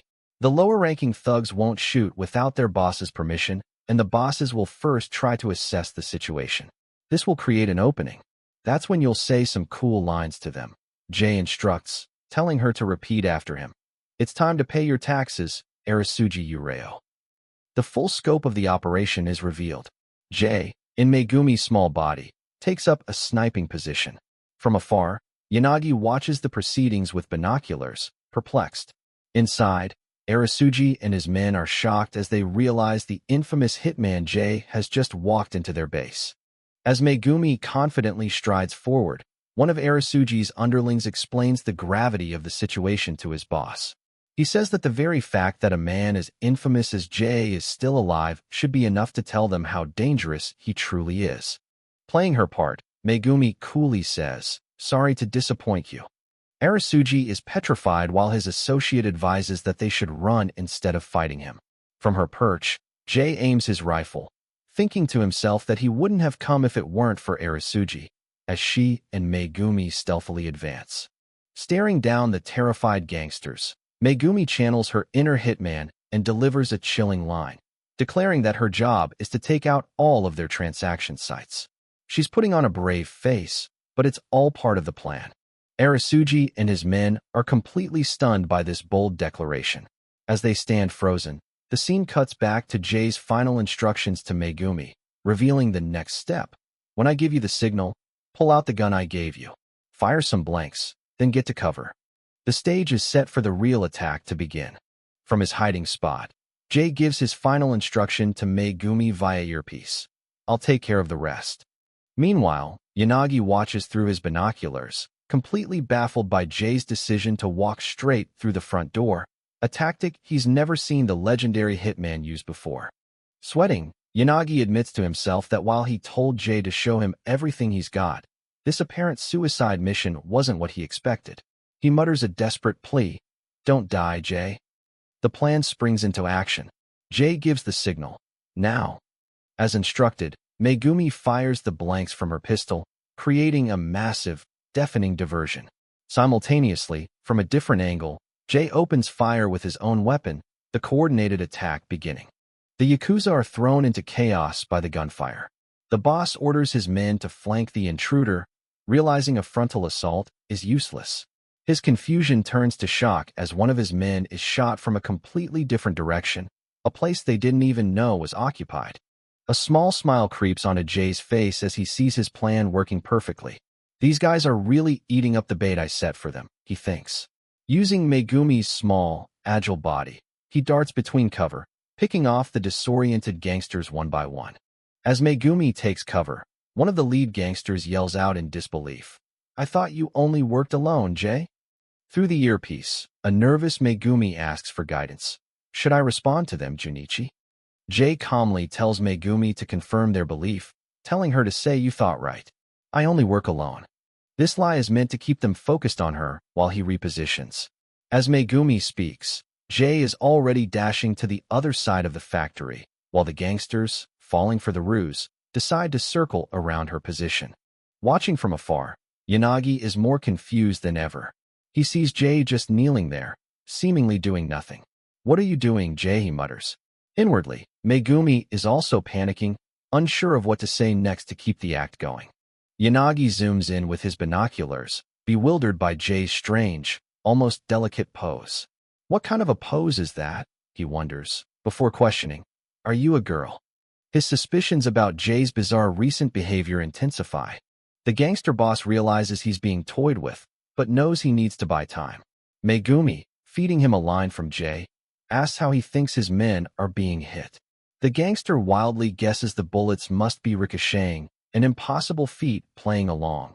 Megumi confirms his absurd theory. Getting bolder, Megumi challenges the gangster to try again, giving him 3 seconds.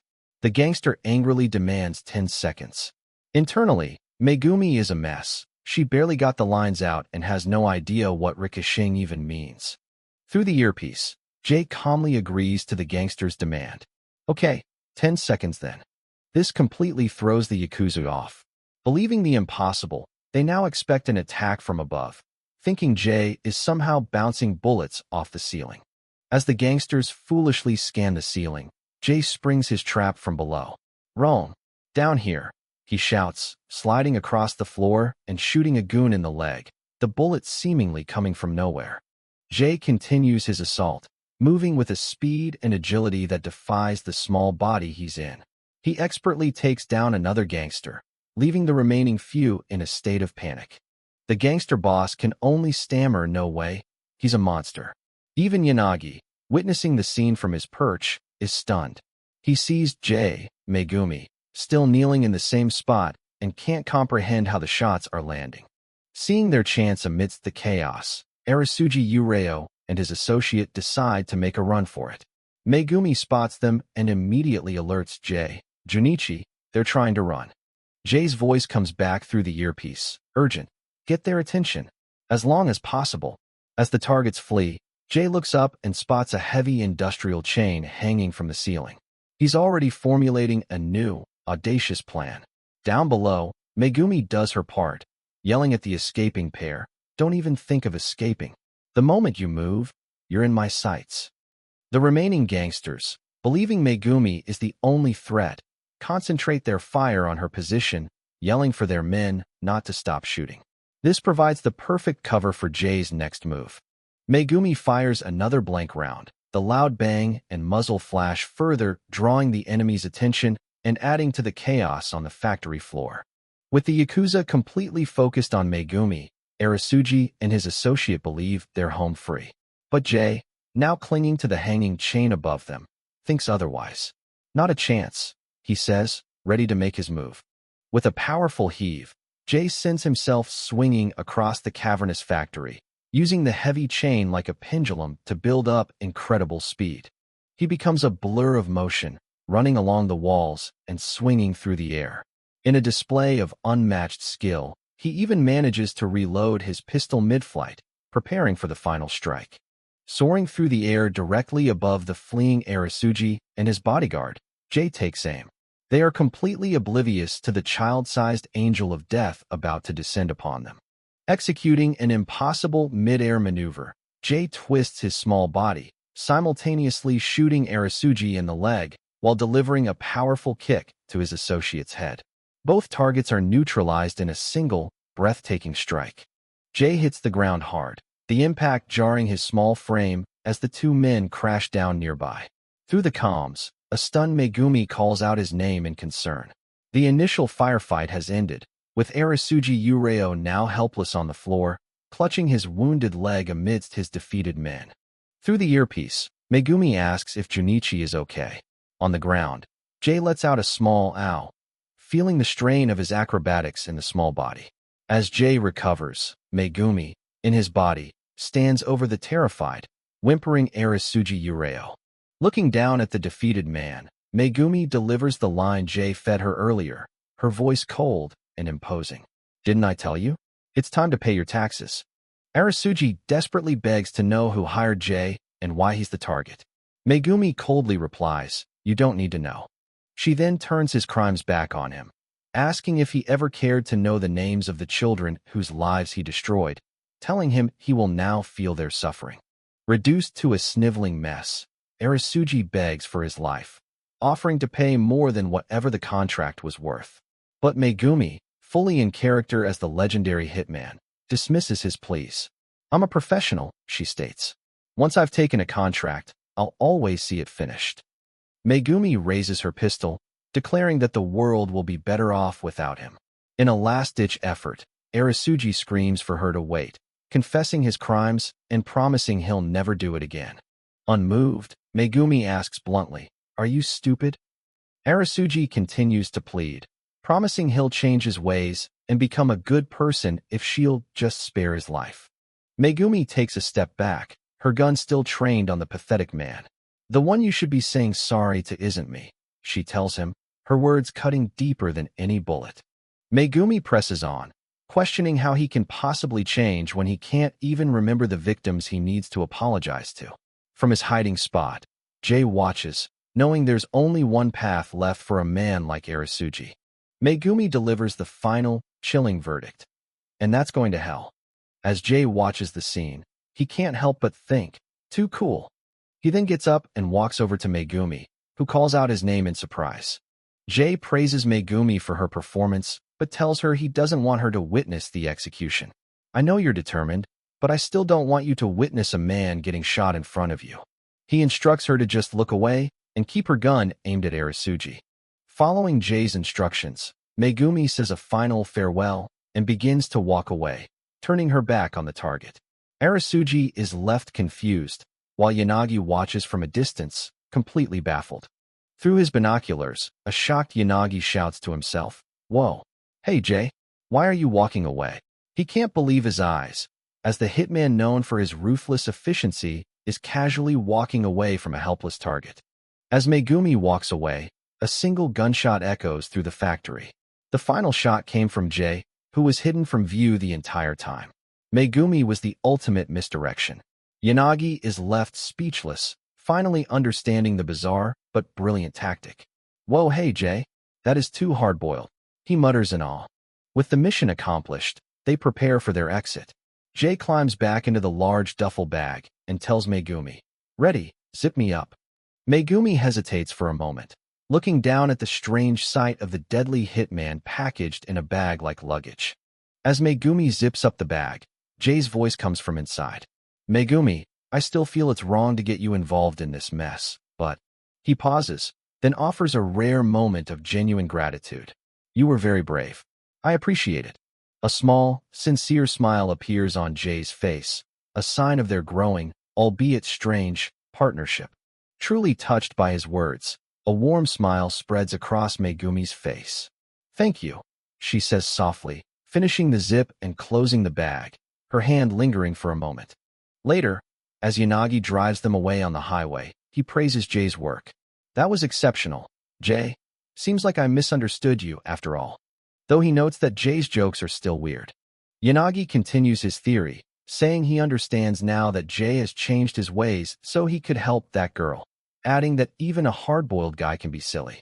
Megumi, trying to maintain Jay's tough exterior, retorts, "How am I silly, exactly?" Yanagi just smiles. That question is the perfect example. In a hotel room, a man in a bathrobe sits on the bed waiting, while a woman with her back to us, Marie, prepares to pour a drink. The man tells Marie not to be impatient, suggesting they relax and have some fun. She pours the drinks and offers one to him, which he accepts. Sometime later, the man is lying unconscious on the floor. Marie sits calmly on the bed, looking down at her incapacitated target. A look of satisfaction crosses her face as she thinks to herself, "Nothing like a little poison." Marie decides it's time to collect her overtime pay. After checking the man's wallet, she discovers a hidden safe in the room and sets about opening it. She cleverly uses the unconscious man's hand to bypass the safe's fingerprint scanner. It opens to reveal stacks of cash, which she happily takes.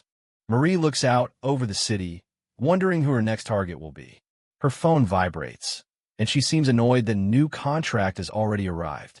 The new mission is to eliminate someone named Jay. The scene changes to an office where a client tells Marie that he's surprised she is still going after Jay after being humiliated by him so many times. The client explains his motive. While the successor of the Sakota clan has given up, he is determined to preserve his clan's dignity. He believes that taking down Jay will allow him to rise to the top of the Odo Alliance. He asks Marie to name her price, but she refuses, not wanting to cross Jay's powerful Ashikawa clan.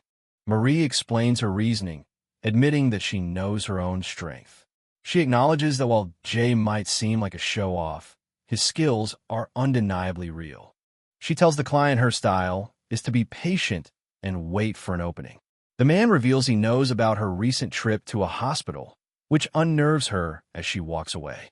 Feeling uneasy, Marie wonders what she's gotten herself into. The scene flashes back 2 years to a time when their boss treated her and another man to a meal. In the past, Marie and a man with a prominent scar on his face sit at a small restaurant, both looking thoroughly bored. The scarred man complains that the place doesn't feel hard-boiled enough for him, while Marie wishes they were at a more luxurious restaurant. Their boss, oblivious to their displeasure, enthusiastically recommends the grilled chicken, trying to lift their spirits. Later, the scarred man, Jay, tries to order a Jack Daniels to maintain his cool persona. The waitress apologetically tells him they don't have that brand. Marie mockingly tells Jay that a small pub like this wouldn't carry fancy whiskey and suggests he just get a highball. Jay is furious that Marie ordered for him. He confronts her, questioning how someone who uses such cowardly methods can call herself a hitman. He furiously accuses her of being nothing more than a thief who seduces, poisons, and robs her targets. Their argument escalates, and their boss tries to calm them down, regretting that he let them drink. Back in the present, Marie reflects on her long-standing hatred for Jay. Despite their mutual animosity, she's confident that he's just like any other man and can be easily manipulated. Marie arrives at Jay's apartment and scoffs at the simple, outdated lock. She easily picks it and lets herself in, playfully calling out his name. But as she swings the door open, she's met with a completely unexpected sight. The fearsome hitman Jay is on the floor in an animal onesie, surrounded by teddy bears. He looks up, and they both freeze, Marie in utter disbelief. Jay stares back at her with a deadpan expression before slamming the door in her face. Marie is left standing in the hallway, her entire perception of her rival completely shattered by the bizarre scene. After slamming the door, Jay, now revealed to be in the body of a young girl, frantically calls for help. He tells someone named Megumi that a strange woman, who called herself Marie, has barged into his apartment. He urges her to stall Marie until he can get there. From a rooftop, Jay tells Megumi, who is in his adult body, to act as hard-boiled as she possibly can. Without hesitation, Megumi leaps from the building, rushing to the apartment. Megumi makes a quick stop at a convenience store to grab a high-energy drink, chugging it down to prepare for the confrontation. She arrives at the apartment building, confirming the name on the door, Yamada Junichi. Finding the door ajar, she enters and realizes that Jay is gone and Marie is inside. Marie stands in the empty apartment, but is startled when Megumi, in Jay's body, appears behind her. Channeling Jay's tough demeanor, Megumi chastises Marie for entering without permission. Unfazed, Marie retorts that Jay has no right to judge her after she saw him acting so strangely. Having no idea what Jay did, Megumi feigns ignorance. Marie calls her bluff, shouting that she witnessed Jay cuddling a teddy bear while wearing an animal onesie. Her accusation is met with a stony silence, and Marie wonders if she's angered him. Megumi tries to dismiss Marie's claim, suggesting she's tired and imagined the whole thing. She invites Marie to sit and talk, but Marie violently slaps her hand away. Believing she has caught Jay off guard, Marie attacks. She quickly gets him in a hold and lands a sharp elbow strike to his gut. As Megumi keels over, Marie looms over her, mockingly questioning if she's really Jay, to be so careless as to drop her guard in front of a rival. Seeing this as the perfect opportunity to make her move and seduce him, Marie prepares to press her advantage. However, Megumi, completely misreading the situation, simply says, "Hey now," trying to act hard-boiled. Megumi calls Marie a troublesome little kitten. The comment leaves Marie utterly stunned, as it's a condescending line she's used to hearing. Now on the floor, Marie is completely bewildered by Jay's bizarre behavior and meekly agrees to talk. She stares in disbelief, asking, "Are you really Jay?"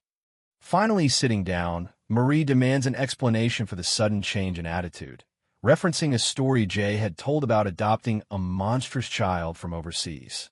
Thinking on her feet, Megumi claims the onesie act was an attempt to connect with the child's emotional side, as she's trying to train her. Marie remains skeptical, asking why he'd do that alone. Marie presses further, asking where this mysterious kid is and demanding an introduction. Megumi calmly replies that she's currently outside. Not believing a word, Marie calls her a liar. Megumi then receives a text from the real Jay, telling her to use the same story to stall. Realizing she's being stalled, Marie panics and runs.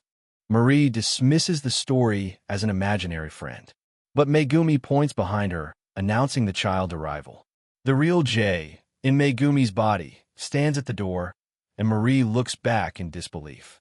Marie turns around, still skeptical, but is suddenly hit by an overwhelming wave of pure, terrifying bloodlust that makes her cry out in fear. Jay, in his child form, has completely unleashed his killing intent, his mind singularly focused on the desire to kill. Marie is horrified by the sight of a little girl who can instantly switch from normal to intensely bloodthirsty. Having made his point, Jay retracts his aura and calmly asks what she wants. Now in a tense standoff with both Jay and Megumi, Marie asks the child what the adult Jay told her. Jay, playing the part of a flustered child, stammers out a nervous reply. Marie watches the performance, realizing with dawning horror that she's been completely played. She thinks to herself that Megumi is a genius at improvisation when in her hardboil mode. In a brilliant tactical shift, Marie lunges forward. Instead of attacking the intimidating adult Jay, she bypasses the guard and seizes the mastermind, pulling the real Jay in Megumi's child body into a hug, targeting his physical vulnerability. As Marie restrains the struggling Jay, she taunts Megumi, revealing the story she told the child. That Jay is actually a cute little woman longing to be held. With this move, Marie masterfully turns their entire deception against them, leaving them scrambling. Trying to regain control, Megumi leans back and coolly asks Marie who it was that pounced on the little girl just a moment ago. Marie is left blushing and flustered, wondering what's wrong with Jay today. She realizes that her attempt to seduce him has failed miserably, while the real Jay mentally facepalms at Megumi's poor, hard-boiled acting. Marie curses her luck. Her plan has completely fallen apart. Seeing his chance to take the lead, Megumi sits up, ready to turn the tables. Megumi confidently declares that it's a man's job to embrace a beautiful woman, a line that horrifies the real Jay, who is watching the scene unfold. Leaning in, Megumi takes Marie's chin and suggests they share an exploding kiss, escalating the bizarre situation even further. The real Jay can't take it anymore, screaming at Megumi for incorporating a ridiculous manga title into her hard-boiled persona. Marie is a blushing, stammering mess. As Megumi and Marie get closer, Jay panics, seeing a bomb about to go off, and rushes to intervene. Jay, in Megumi's small body, throws himself between the two, successfully breaking them apart. On the verge of tears, Jay demands to know what is going on. Marie, completely misreading the situation, asks the child if she's afraid of her taking Jay away. The three sit in a deeply awkward silence. After things cool down, Megumi asks Marie why she came to visit. Trying to save face, Marie claims she was simply bored and happened to be in the area. Marie announces her departure, remarking that the visit was fun and she'll be back another time. She blows a kiss to the bewildered pair and leaves. Once she's gone, Jay collapses in exhaustion, wondering why Marie really came. Megumi suggests she just wanted to pick a fight, but then has a sudden epiphany. Megumi excitedly exclaims that she's figured it out. Marie must have a huge crush on Jay. She says this with an overly cheerful voice, which annoys Jay, who tells her to stop using his voice like a little girl. Walking home, Marie reflects on how her plan to seduce Jay completely backfired. She now knows about the existence of M-chan and sees her as a new piece in the puzzle. Marie considers the situation. She believes that M-chan, a monster who needs to kill to be satisfied, might be too much for even Jay to handle, marking the child as an obstacle.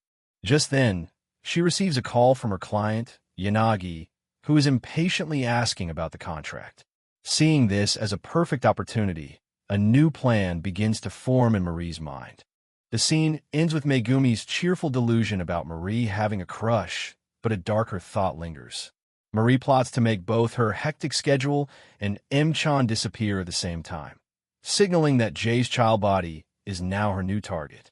A woman with braided hair, Yanagi, asks for help with a request she received. Sitting across from her, a young girl named M-chan and a rugged man look on with surprise. The man states that their methods are different and that he wants a diversion, implying that simply getting the job done isn't his primary concern. M-chan and the man exchange a knowing glance. He elaborates that he only kills those he's contracted to kill, refusing to be a monster who kills indiscriminately. With a cold and determined expression, he flatly refuses the job. M-chan seems delighted by his strict code, while Yanagi looks on with exasperation. The man declares that this is his personal aesthetic. Unfazed by the man's refusal, Yanagi declares that's fine and turns her attention to M-chan, pointing at her as the new candidate for the job. The man is caught off guard by this turn of events. Yanagi cheerfully explains her twisted logic. Since M-chan supposedly needs to kill people to calm down, it would be awful for her to only have one source. This way, she can kill as much as she wants. M-chan panics internally, horrified that Yanagi still believes the fake monster backstory that she herself created. Her expression shifts from shock to a nervous sweat.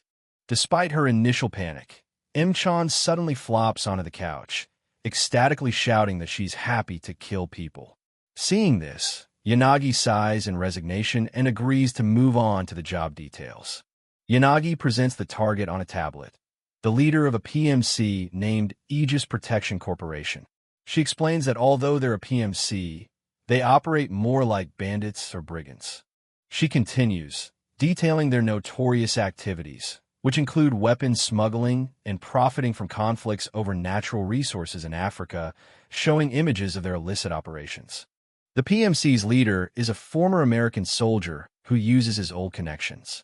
The man, listening intently, questions why such an organization would choose to set up a base in Japan. Yanagi explains the logistics. By pretending to be a Japanese support group, they can easily get weapons through customs. It's also easier to keep guns and prevent information leaks in Japan compared to their own country. She adds that since their hideout for business talks has been discovered, there's a possibility of them being shut down soon. This means there will be lots of guards, which is why she needs help. Yanagi concludes that the target is a bad guy anyway. After a moment of consideration and a glance from Im-chan, the man finally relents, telling them to do whatever they want. With the deal settled, Yanagi leans back and smugly calls the man heartless for letting a mere child go up against a private military company. The man retorts that it's not a problem, as Im-chan is already as capable as he is. At that moment, Im-chan erupts with joy, jumping around and chanting, "I want to kill," leaving Yanagi to wonder what she's gotten herself into. The scene shifts to a title card, showing the two assassins ready for their mission. Im-chan is now disguised as a young child, holding a bouquet, while Yanagi stands beside her in tactical gear and a beanie. Outside the target building, Yanagi confirms the plan with Im-chan one last time. Im-chan's job is to kill the boss while Yanagi goes on a rampage as a diversion. Yanagi questions if Im-chan can handle it. Yanagi seems taken aback by Im-chan's childlike disguise, asking if she's really going into the mission looking like that.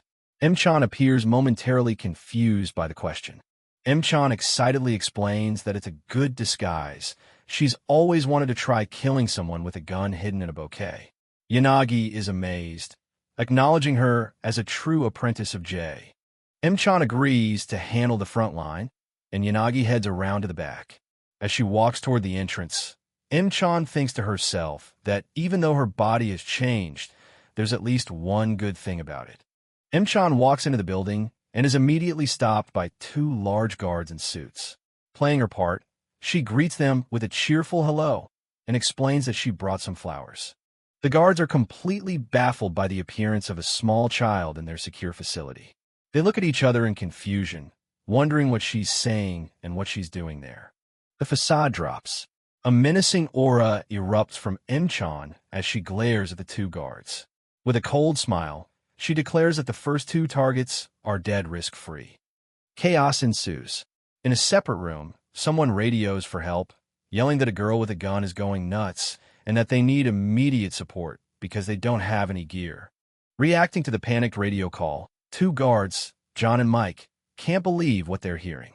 As they suit up in tactical vests, John remarks that Japan is amazing, just like an anime, where kids with guns, katanas, and superpowers are commonplace.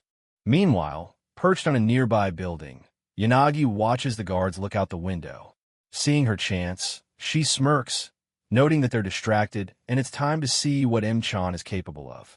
Inside, a guard shouts in his radio that the initial report was a lie. They're not bandits, but a PMC full of highly trained mercenaries. As Im-chan continues her rampage, Yanagi coldly thinks that these men will be an annoyance when the time comes to kill Jay. Having found her entry point in an alley, Yanagi prepares for her own assault. She flexes her gloved hands, gives a thumbs up, and gets ready to move. With incredible speed and agility, Yanagi begins her ascent. She sprints down the alley, using the walls to launch herself upwards, effortlessly scaling the building. Continuing her climb, Yanagi uses pipes and vents as handholds, moving with the fluid grace of an experienced freerunner. She finally pulls herself over the ledge and onto the building's rooftop. Now on the roof, Yanagi proceeds cautiously. She pulls out a small inspection mirror, using it to check for threats around the corner before advancing. She identifies a security camera above a door, quickly disables it, and prepares to breach. After listening for a moment, she quietly opens the door and slips inside. Inside the building, the sounds of Im-chan's firefight echo through the halls. Yanagi hears the continued chaos and smiles, impressed. She's still killing, she thinks. Nice work, Im-chan. The scene cuts back to Im-chan's brutal assault. With a look of intense concentration, she fires her pistol at a mercenary who foolishly charges at her. Im-chan expertly shoots the man in the shoulder, then uses the momentum to drive a bayonet-like blade fixed to her gun deep into his back. The man collapses, muttering in disbelief at being taken down by a kid. Now armed with two pistols and an ammo carrier around her waist, Im-chan continues her sweep. She moves past the doorway, just as the body of another neutralized guard falls to the floor. Another guard bursts out from a side room, only to be met by the sight of Im-chan. Without missing a beat, she expertly ejects an empty magazine and slams a fresh one in her pistol, ready for the next engagement. With deadly efficiency, M-chan fires a single, precise shot. The bullet goes straight through the guard's head, continuing on to strike another mercenary who was positioned right behind him. The second guard, John, cries out in horror as his bullet accidentally hits his partner, Mike, who is in the line of fire. M-chan takes advantage of the chaos, firing again amidst the confusion. Having dodged, and now lying on the floor, M-chan looks up at her next targets. "We look out," she calls out playfully before asking, "How many more of you are there?" Yanagi walks down a hallway, annoyed that the sounds of battle are still echoing. "Still, what are they doing?" she mutters, approaching the boss's office to see what the holdup is. She opens the door and is startled to come face to face with the PMC leader himself, armed with a shotgun. He was supposed to have been M-chan's target. The leader reacts instantly, raising his weapon. But Yanagi is faster, deflecting his arm with one hand while drawing a large combat knife with the other, her face a mask of cold fury. As the man fires his gun, Yanagi twists his arm, causing the shot to go wide. Simultaneously, she lunges forward, plunging her knife deep into his shoulder. She doesn't stop there. With brutal efficiency, she rips the knife free and follows through with a swift, horizontal slash across his neck. Yanagi finishes the job by kicking the man back through the doorway and throwing another knife, which embeds itself perfectly in the back of his head. The PMC leader falls, his body slumping over his desk in a pool of blood. Yanagi stands in the doorway, surveying the carnage with a cold, detached expression. Just then, M-chan arrives, gun still in hand, observing that the fight seems to be over. Yanagi turns, annoyed, complaining that even though her job was to be a distraction, a guard still got through to her. M-chan innocently asks if Yanagi was the one who finished off the boss. Yanagi confirms it with irritation. Unseen by them, the wounded guard Mike watches from the floor. M-chan internally praises herself, revealing she intentionally let the boss go for Yanagi to handle. M-chan casually explains that Yanagi can't be perfect, gesturing to the dead boss and noting that her preferred poison methods wouldn't have worked on him anyway. Wiping a bit of blood from her cheek, Yanagi smirks and coolly replies that after all is said and done, she doesn't mind getting her hands dirty. Yanagi clarifies that she just prefers a cleverer approach. She then asks M-chan if everyone on her side is dead, questioning if M-chan understands how she managed to get to the boss's office. M-chan simply looks back, unimpressed. Internally, however, M-chan is stunned. She thinks about how Yanagi took down a private military company without a single scratch and wonders if, even at her young age, Yanagi is already on par with the legendary assassin, Jay. Yanagi reveals her own cold calculation. She had initially thought about getting rid of M-chan for being in the way. She muses that getting along would be useless, as there would be plenty of times M-chan would inevitably let her guard down. Looking at M-chan's excited face, Yanagi has a change of heart. She wonders what Jay is doing, befriending a monster who needs to kill to stay calm. She decides to embrace it, offering to give M-chan tons of killing jobs and asking if that makes her happy. As Yanagi smiles, satisfied that she made the right call, M-chan's excitement boils over. She throws her arms in the air and lets out a deafening scream of pure, unadulterated joy. The chapter opens on a young girl with her hair in a neat bun, Kamitsu Nareko, standing in her classroom and reading from a textbook. In the classroom, the teacher, Aizawa-san, begins handing back the results of the last test. Meanwhile, a blonde girl in a striped shirt, Akahoshi, realizes with some apprehension that this is the first graded test she's ever received. Akahoshi is startled when the teacher calls her name, Akahoshi-san, to come and get her test. As Akahoshi receives her test, Kamitsuna confronts her with a stern expression, believing Akahoshi still hasn't forgiven her and that the grade on the test is proof. Akahoshi looks on, confused by the accusation. A look at her test paper reveals her score, a mediocre 56.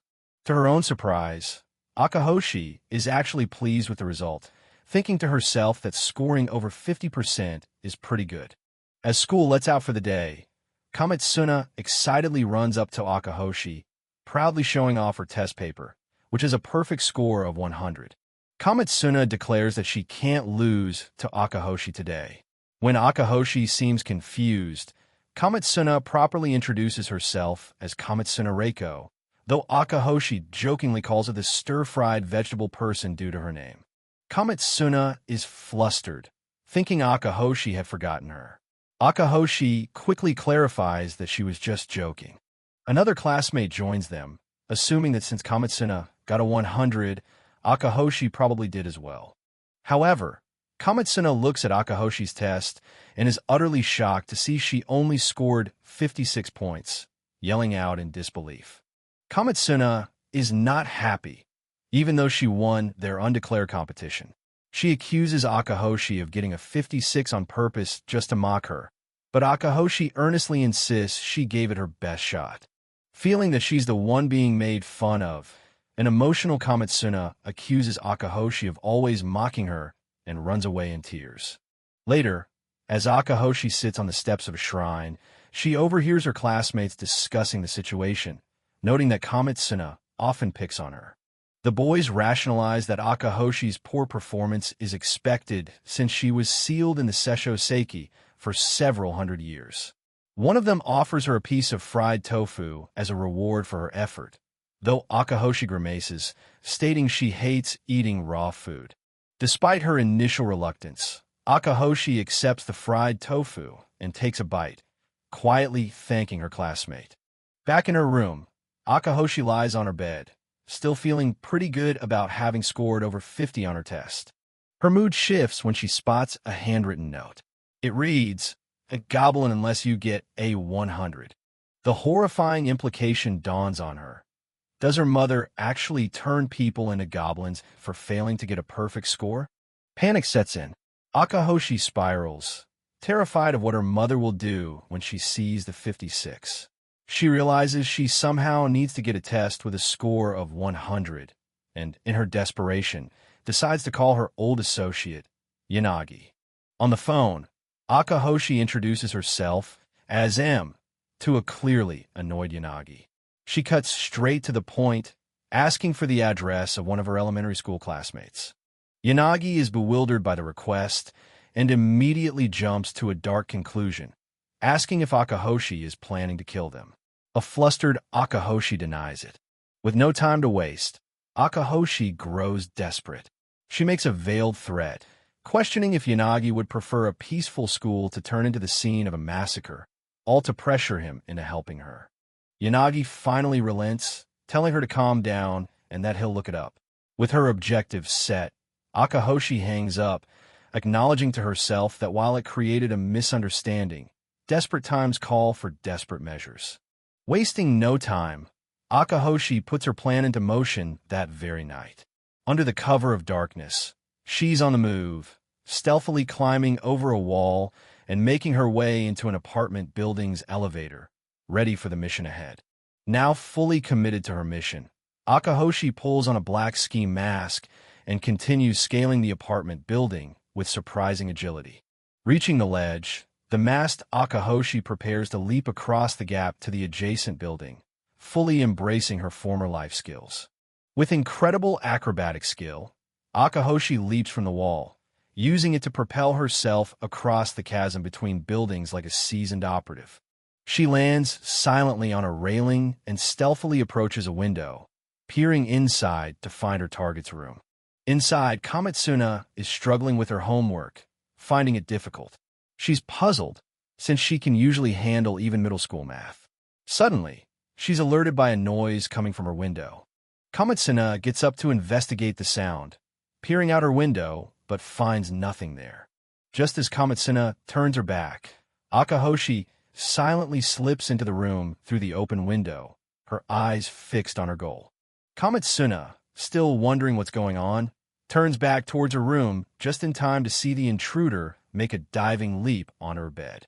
Akahoshi lands silently on the bed and quickly hides. She then peeks out at the confused Kamitsuna, who stands frozen in the middle of her room. Thinking quickly, Akahoshi pulls a coin from her sleeve, preparing to create a diversion. With a precise flick, Akahoshi sends the coin flying, knocking over a picture frame on Kamatsuna's desk. As Kamatsuna is startled by the noise, Akahoshi stealthily moves towards the school bag to find the test. While Kamatsuna is distracted by the fallen frame, the masked Akahoshi rummages through her school bag, searching for the prize test paper. Akahoshi successfully finds Kamatsuna's 100-point test and is about to alter the score. However, her plan is interrupted when Kamatsuna notices her pencil and eraser have vanished from her desk. While Kamatsuna is confused about her missing stationery, Akahoshi seizes the opportunity to quickly swap her own 56-point test with Kamatsuna's perfect score. To add to the confusion, Akahoshi tosses the pencil and eraser back onto the desk, making them reappear out of thin air right in front of the startled Kamatsuna. Completely bewildered by the reappearing objects, Kamatsuna begins to panic, screaming and wondering if her room is haunted by a ghost. Just as Akahoshi finishes her work, a voice calls out "Reiko" from the other side of the bedroom door, stopping the would-be thief in her tracks. The door opens to reveal Kamatsuna's mother, asking about all the noise. A terrified Kamatsuna rushes to her, crying "Mama," as Akahoshi scrambles to hide from view. Kamatsuna insists there's something in her room, pointing to where Akahoshi is now hiding. Her mother looks around but dismisses it, seeing nothing out of the ordinary. Still convinced there's a ghost, Kamatsuna is frantic. Her mother, Kamatsuna's mama, calmly tries to soothe her, checking if she has a fever. Kamatsuna's mama comforts her daughter, reassuring her that it's all right if she doesn't get a perfect 100 and that she won't be punished. Feeling relieved, Kamatsuna decides to show her mother the test she got this time. As she watches this tender moment from her hiding spot, Akahoshi feels an unexpected pang of remorse. Thinking, "Sorry, Kamatsuna-san." Beaming with pride, Kamatsuna hands the test to her mother, confidently announcing she got a 100. But the paper she's holding is Akahoshi's, clearly marked with a 56. Kamatsuna's mama is shocked to see the low score, asking how this could be a 56, while Kamatsuna is just as confused. From under the bed, Akahoshi reflects on her own motivation. She just wanted to do whatever it took to keep her own mother from getting angry. However, looking closer, Kamatsuna's mama realizes this can't be her daughter's test. She points out that not only is the grade unbelievably low for Kamatsuna, but the handwriting is awful and parts of her name aren't even written in kanji. Kamatsuna stares at the test in stunned silence, realizing it's not hers. From her hiding spot, Akahoshi sees Kamatsuna try to explain that the test belongs to Akahoshi. Her mother, however, just sees that her daughter is completely worn out from stress. Kamatsuna's mama continues to comfort her, saying she'll support her desire to beat Akahoshi, but she can't let her work herself to the point of getting such grades. As Akahoshi watches, the mother decides it was too soon to let her daughter sleep alone. She invites a flustered Kamatsuna to come sleep in her bed for the night, and with a warm smile, leads her out of the room. Once they're gone, Akahoshi finally emerges from under the bed and, mission accomplished, gets ready to make her escape. As she prepares to leave, Akahoshi reflects on the scene she just witnessed. While she thinks Kamatsuna's mama is nice, she can't help but wonder if a score of 56 is really that bad. With her task complete, Akahoshi makes a swift and silent exit, climbing out the window and disappearing into the night. Walking home, Akahoshi puts the incident behind her. She feels a little bad, but ultimately, she figures it's okay as long as her own mother doesn't get mad at her. Back at home, Akahoshi presents the swap test to her mother. Megumi's mama is initially pleased to see the 100-point score, but she immediately notices something is off with the handwriting. She points out that the writing is much sloppier than usual and questions if Akahoshi is losing focus. Akahoshi begins to sweat, realizing with dawning horror that her mother is scrutinizing Kamatsuna's handwriting. Her mother begins a lecture, stating that beautiful writing is a reflection of one's upbringing and that Akahoshi has gotten lazy. As punishment, she slams a thick stack of third-grade kanji drill books on the table, ordering her to get it together. Akahoshi looks on in utter disbelief. Akahoshi lets out a silent, agonizing scream. Her perfect plan has backfired in the most unexpected way. Later, a dejected Akahoshi sits on the couch, complaining to Junichi, who is wearing a bunny ear onesie and eating chips. She laments that even though she got a 100, she just ended up with more homework. Junichi looks at her and says that after experiencing this, he feels like he finally understands why she, the original J, would run away from home. Akahoshi is glad he finally understands why she doesn't want to go back. But, she adds, he should also understand why she, now stuck in this life, desperately wants to go back to her old one. The two seem to be having a familiar argument, with Akahoshi demanding Junichi come here, while he sits stubbornly on the couch. The argument escalates into a physical struggle, but Junichi, being in an adult's body, easily overpowers her. The scene then shifts to the next day at school, where an angry Kamitsuna confronts Akahoshi, holding the 56-point test and accusing her of switching them. The chapter concludes with a weary Akahoshi, caught between her classmates' anger and her own complicated life, wishing that anyone would be fine, as long as she could please go back to normal. An extra chapter begins. In class, the teacher, Aizawa-san, nervously tries to pick a student to solve a math problem on the board. Aizawa-san feels she needs to call on students equally, but she's hesitant to pick Akahoshi, who often claims she doesn't understand. Mustering her courage, she calls Akahoshi's name. To the teacher's surprise, Akahoshi looks up from her tablet and confidently gives the correct answer. 4. A small earpiece is visible in her ear. Aizawa-san is overjoyed that Akahoshi answered correctly, thinking she's finally been forgiven. Akahoshi, meanwhile, thinks to herself that she only answered because she couldn't bear to see the teacher on the verge of tears. The scene reveals that Junichi is feeding her answers from home.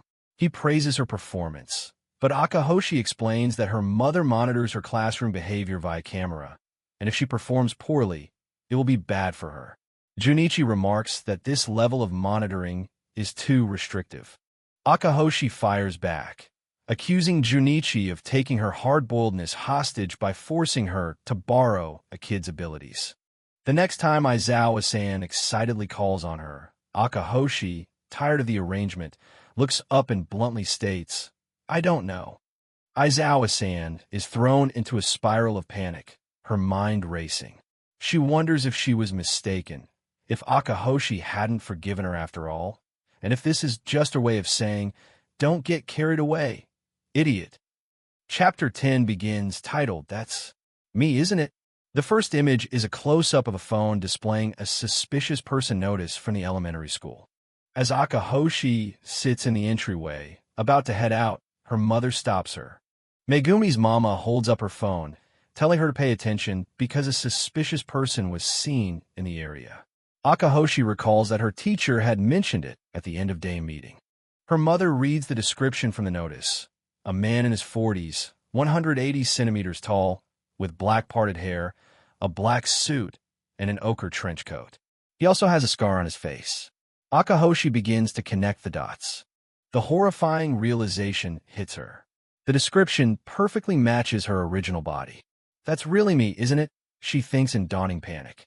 Without a second thought, Akahoshi bolts from the house, frantically calling out for Megumi-chan, which is her name for Junichi. She bursts in on Junichi, who is casually relaxing in his bunny ear pajamas, and furiously demands to know what he's been doing during the day. She shoves the notice in his face, telling him the suspicious person is 100% him. Junichi coolly retorts that he looks exactly as she told him to. Junichi insists he's been doing everything normally and asks if she's been able to pretend to be him without acting weird. Akahoshi is momentarily stumped. Admitting she can't really talk, Akahoshi doubles down, slamming the door and insisting that when he goes outside, he needs to make sure both his behavior and appearance are hard-boiled. After she leaves, Junichi mutters to himself that Akahoshi nags just like his own mother and that he isn't even doing anything weird. The doorbell rings. Junichi answers it, finding a delivery man from the local co-op. Junichi unpacks the meal kit delivery, which includes salmon and sardine soup. Uninspired, he decides to eat out instead, consulting a list of instructions Akahoshi left for him, titled My Behavior. Recalling Akahoshi's nagging about being hard-boiled, Junichi decides to follow her rules and heads out to a cafe that she apparently used to frequent. He enters the cafe and sits down. A moment later, a waitress approaches his table to take his order. Trying his best to channel a cool, mysterious persona, Junichi looks up at the waitress and simply says, "The usual." The waitress confirms his order will be out shortly. Junichi sits back, wondering if the original Jay orders the usual at every cafe and nervously hopes that whatever he's getting will be edible. To his surprise, the waitress brings him a heaping plate of Napolitan pasta. Internally, Junichi is ecstatic. While maintaining his hard-boiled exterior, he eagerly digs into the pasta, finding it delicious. The waitress then serves him his coffee. He takes a sip, but his face contorts in disgust. It's bitter black coffee. Despite the coffee, he leaves the cafe satisfied, thinking to himself that the Napolitan was delicious and he'd definitely come back again. As he continues his walk, he finds himself near Kinmen Elementary School. He hears a child's voice calling out and pointedly looks away, trying his best not to draw any attention to himself. However, his path is blocked by a group of young boys running out from a side street, challenging each other to a race to the park. One of the boys, Izumo-kun, suddenly recognizes Junichi as the hitman he saw at the convenience store. Internally, Junichi panics but forces himself to remember Akahoshi's instructions, steeling his nerves to maintain his hard-boiled persona. Putting on his most intimidating face, Junichi glares down at the children and gruffly tells them to watch where they're going. The act works perfectly, and the startled kids quickly apologize before backing away. Junichi is pleased with himself, thinking that his original body is the best for intimidating people. Meanwhile, the schoolboys are just happy that Izumo-kun and his friends were startled. As Junichi walks away, Izumo-kun reveals to his friends that he knows the man isn't really a hitman. He recognizes him from the convenience store, where he saw the same man agonizing over which mushroom and bamboo shoot candies to buy. Back at home, Junichi tries his hand at cooking, following a video recipe to prepare one of the co-op meals. While eating, he muses that while the menu varies, he doesn't think he has a particular favorite. Later, relaxing in his bunny ear pajamas, Junichi scrolls through social media. He fangirls over an actress, Mao-chan, who plays the role of Miki-chan in a show, admiring a post about a wall that was broken during a cave dance scene. He suddenly remembers to check his favorite mangaka's Twitter feed. He pulls up the profile of Jinguji Asanaro, the author of Absurd Kiss, and sees a new announcement. She'll be holding an autograph signing session. Junichi is floored. "No way," he shouts, completely starstruck by the news of an autograph session. He can't believe it. Overcome with excitement, he kicks his feet in the air, thrilled that the bookstore is nearby. He knows his own mother would never let him attend a mangaka's autograph signing, but in Junichi's body, he can. He immediately gets to work signing up for a spot. The day of the event arrives, and Junichi, dressed in his hard-boiled trench coat, stands out awkwardly in a long line composed mostly of young female fans. The line snakes through the bookstore, leading towards a banner that reads, Jinguji Asanaro Sensei, Autograph Session. Despite his cool exterior, Junichi is having an internal meltdown. He can't believe he was selected and that the author herself is just behind the wall. He forces himself to calm down and remember to act hard-boiled. He tries to steady his nerves by mentally counting hard-boiled 1, hard-boiled 2, hard-boiled 3. As his turn gets closer, he continues his silent count to 10. In front of him, another fan tearfully thanks the author and gives her a gift, saying she's always wanted to meet her. The author, Jinguji Asanaro, smiles kindly. She mentions to her staff that as an author, she rarely gets to interact with fans, and she wants to give them what they want. As the line moves, the staff announces the next guest is up. The author takes a moment to compose herself, putting on a professional, welcoming smile for the next person in line. However, her eyes widen in shock when she sees who it is. Junichi steps forward, his scarred face set in a stoic, intimidating expression. "It's nice to meet you," he says. The author's mind immediately jumps to one conclusion. A hitman came. Her mind races as she analyzes his appearance. The scar couldn't be from an accident, and his face shows no hint of happiness. She concludes that this man absolutely does not read her manga. In stark contrast to his intimidating presence, Junichi is having an internal fanboy meltdown. Wow, it's the actual Jinguji-sensei, he thinks. She's so pretty, so cool. He reveres her as a god on earth, and realizes with a jolt of panic that he needs to pull out the book for her sign. The author misinterprets his sudden nervousness. As Junichi reaches into his trench coat, the already terrified author panics completely, thinking he's about to pull out a weapon. What are you pulling out?" she stammers. A confused Junichi asks if he shouldn't pull out the manga he wants her to sign. The staff looks on, bewildered, as the author wonders what is going on.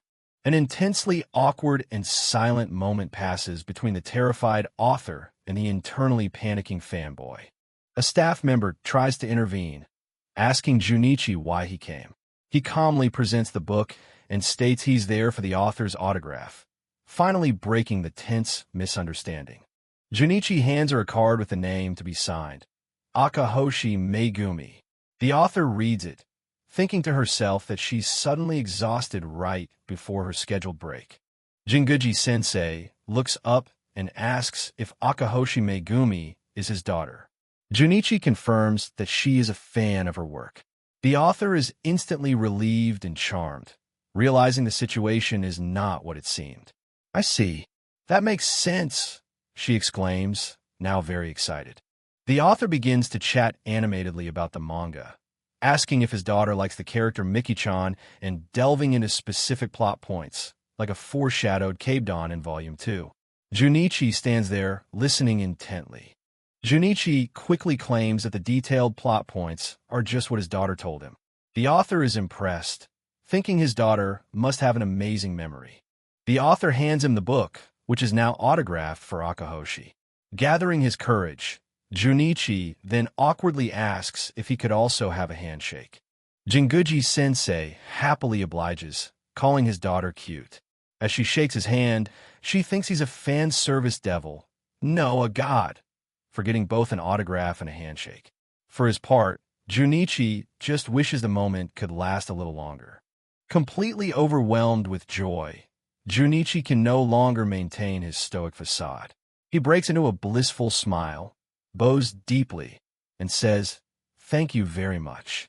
I can't be hard-boiled." The author is completely charmed. She thinks to herself what a handsome man, and how the difference between his scary appearance and his current smile is huge. She's touched that this man came to an event he's clearly not used to, all for his daughter's sake.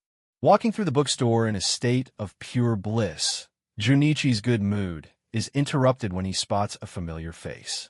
He sees Kamitsuna telling her mother that she missed the sign-up for the Absurd Kiss autograph session and how much she wanted to go. He recognizes Kamitsuna and overhears her complaining that even though she can be hard to deal with because she treats him poorly, she also likes Absurd Kiss. Seeing a fellow fan, Junichi decides to be friendly. He approaches Kamitsuna and, leaning in with a smile, says, "You have good taste." However, his intimidating appearance only terrifies her, causing her to let out a frightened yelp. The scene cuts back to Akahoshi at home, finally enjoying a peaceful meal with her mother. Her mother interrupts, saying the suspicious person was seen again. She shows Akahoshi her phone, which has an alert that the man was seen talking to a little girl at the Absurd Kiss autograph session. Akahoshi looks on, disgusted. The final pieces click into place in Akahoshi's mind. The suspicious man, the autograph session, the little girl. It all leads to one horrifying conclusion. She screams internally, "Megumi! That suspicious person is Emi." The scene opens on a man who acts as a father figure to Ribbon, anxiously checking his watch. He stands waiting outside an apartment building, his expression stern and impatient. Just then, the automatic doors slide open and out steps a young girl. This is Ribbon, whose body is currently inhabited by the master assassin, Jay. Unaware of the man waiting for her, Jay psyches himself up for the day, determined to work hard. The man suddenly calls out, startling Jay.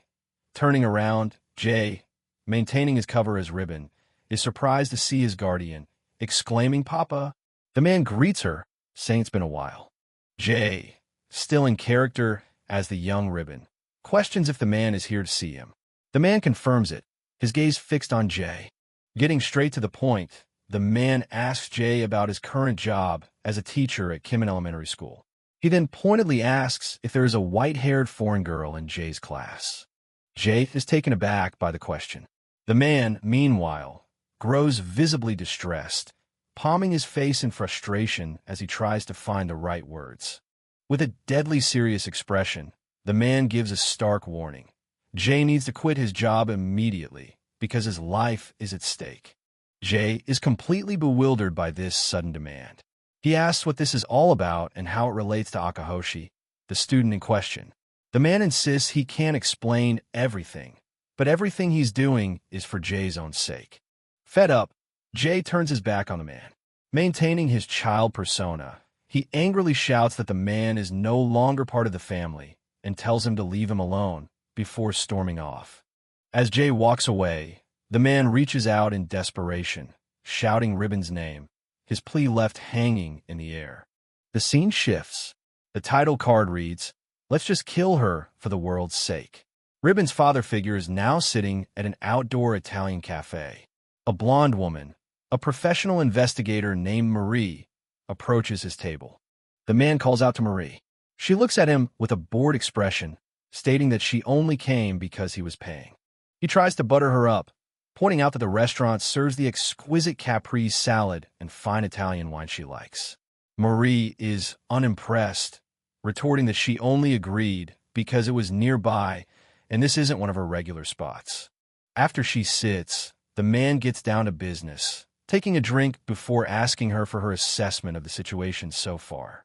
Marie is annoyed by his impatience, asking if he's serious when she hasn't even had a bite to eat. But he presses on, slamming his hand on the table and explaining that he's not talking about the food. As they speak, Ribbon could be in grave danger. A grim possibility flashes through the man's mind. An image of M-chan, the white-haired student, in class with Jay. With a crazed, smiling face, she holds a gun and declares that the answer to the problem is die, illustrating the fear that Jay could be killed by this monster on a whim. The man explains to Marie that while he can't ask her to kill the child, he needs to ensure a massacre doesn't happen at the school. He then slides a folder across the table, explaining that he paid a lot for it. 2 weeks of investigation results on M-chan. Marie takes the file. The man, desperate because his daughter's life is at stake, asks her if she is ready to see the profound darkness within M-chan. The man declares that he will start by going over the investigation results in order, beginning with both of their impressions of M-chan. He gives his chilling assessment first. He wouldn't be surprised if she's insane, claiming that she eats human flesh every single day. Marie gives her own impression. She recalls a casual conversation she had with M-chan about work, but as she pours a glass of wine, she states that her only takeaway was that M-chan is a monster. Marie elaborates, explaining that unlike regular child soldiers whose emotions are broken, M-chan gets a high from the intoxication of killing. She's so unstable that, to her, going up against a private military contractor is as casual as a trip to the convenience store. Marie concludes that the fact M-chan needs to kill in order to calm down is frightening. The man agrees, stating grimly that she needs to die for the world's sake. To prove her point, Marie presents corroborating evidence. In light of her assessment, she slides over a stack of photographs she took while following M-chan, showing the girl on her way to what appears to be a normal home. The man looks at the photos with a pained expression. The first shows M-chan arriving at a house with the nameplate Akahoshi. But the next photo reveals the truth behind the facade. The inside of her room is plastered with disturbing, handwritten notes, offering a glimpse into her deeply troubled and dangerous mind. Marie continues her explanation, revealing that M-chan is an only child living with her mother, Akahoshi Seiko, and that she and Jae do not live together. She shows a family photo, explaining that Im-chan's father was an American soldier who returned to the U.S. The man is stunned, struggling to process this new information.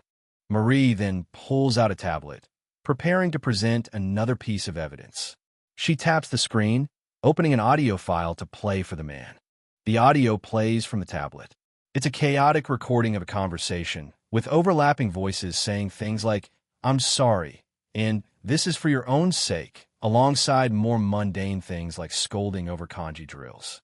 The man is horrified as he listens, while a photo shows Im-chan trembling, seemingly holding back murderous impulses. He demands to know what on earth he is listening to. Marie ignores his question and drops another bombshell. She asks if he understands what it means that Im-chan's mother still doesn't realize her own daughter has been replaced. Stuttering in disbelief, the man can't accept what he's hearing. But as his eyes widen in horror, Marie calmly confirms that it's true. Marie lays out the full, horrifying truth with a collage of photos. She explains that the real Megumi-chan, a normal girl who played the violin, was removed. Then, the imposter, Im-chan, took on her appearance and took her place. The man's face contorts in pure horror. Outraged, the man asks if Jae was involved in these inhumane things. Marie admits she doesn't know for sure, speculating that there's a chance Im-chan killed the original Megumi before Jae even realized what was happening. An image of Im-chan's past flashes, showing her as a blood-soaked child sitting on a pile of bodies, casually chewing on a severed eyeball. Marie says that in the environment Im-chan came from, faces and names can be readily discarded. The dark conversation is interrupted as a waiter delivers their order. See bream carpaccio, beef and red wine stew, and a bottle of red wine. The gourmet meal serves as a stark, surreal contrast to the gruesome topic at hand. The man, completely overwhelmed and nauseous, yells that he can't possibly eat after hearing all this. He screams that they must kill Im-chan for the world's sake, otherwise Ribbon will absolutely die. Marie, however, remains calm and tells him that's not everything, presenting the audio from a wiretap in Im-chan's backpack, which is recording Jae's ethics lesson. The scene cuts to Jae, in Ribbon's body, teaching his elementary school class. He brings up the class pet, a chicken named Pyeontaekwon, and explains that in human terms, the chicken is already an old man, so it wouldn't be odd if he died. The students erupt in protest, shouting that they don't want the chicken to die. Seizing the opportunity, Jae poses the topic for their ethics discussion. What would they do if Pyeontaekwon died today? One student, Komatsu-san, eagerly raises her hand and declares that he will need a grave. Jae, playing the part of a gentle teacher, commends her for using a difficult word. After confirming that everyone would want to make a grave for the chicken, Jae turns his attention to the silent Im-chan, addressing her as Akahoshi-san. He asks what she would do. Im-chan looks up, her expression a mixture of confusion and cold logic. She asks, "But it's a chicken? Isn't it fine to roast and eat them?" Her response sends the classroom into an uproar. Komatsu-san calls her crazy, and the other students shout that her idea is horrible. Jae quickly steps in to de-escalate, telling everyone to calm down and admonishing Komatsu-san for being rude. Jae then calmly poses a logical question to Komatsu-san. He points out that the chicken they eat is raised somewhere. So why is it okay to eat those chickens, but not Pyeontaekwon? As Jae explains to his class that humans take the lives of other living things to survive, the scene cuts back to the man listening to the wiretap. He slumps in his chair, horrified, realizing the impossibility of teaching ethics to someone like Im-chan. Completely misinterpreting the conversation about roasting the chicken, the man looks up in fresh horror and asks, "She learned how to use fire?" Marie, with a world-weary expression, simply replies, "Precisely." Marie explains Jae's risky strategy. To stop Im-chan from killing everyone she meets, Jae has been actively nurturing her emotions. The man, stunned, asks if it's working. A flashback shows Jae in his original scar body, overseeing Im-chan. The man remains skeptical, arguing that knowing how to use fire doesn't make her any less of a savage. He questions if Jay's plan can really work. Marie wordlessly hands him the next set of photos as proof. He looks at them, his disbelief growing. The photos provide a startling contrast to Im-chan's psychopathic nature. One shows her walking home from school with a group of boys, and another shows her sitting in the classroom among her peers, seemingly just another student. The photos continue to document Im-chan's apparent integration into normal life, visiting a shrine with classmates, studying in the library, and even playing with other children on a globe-shaped jungle gym at the park.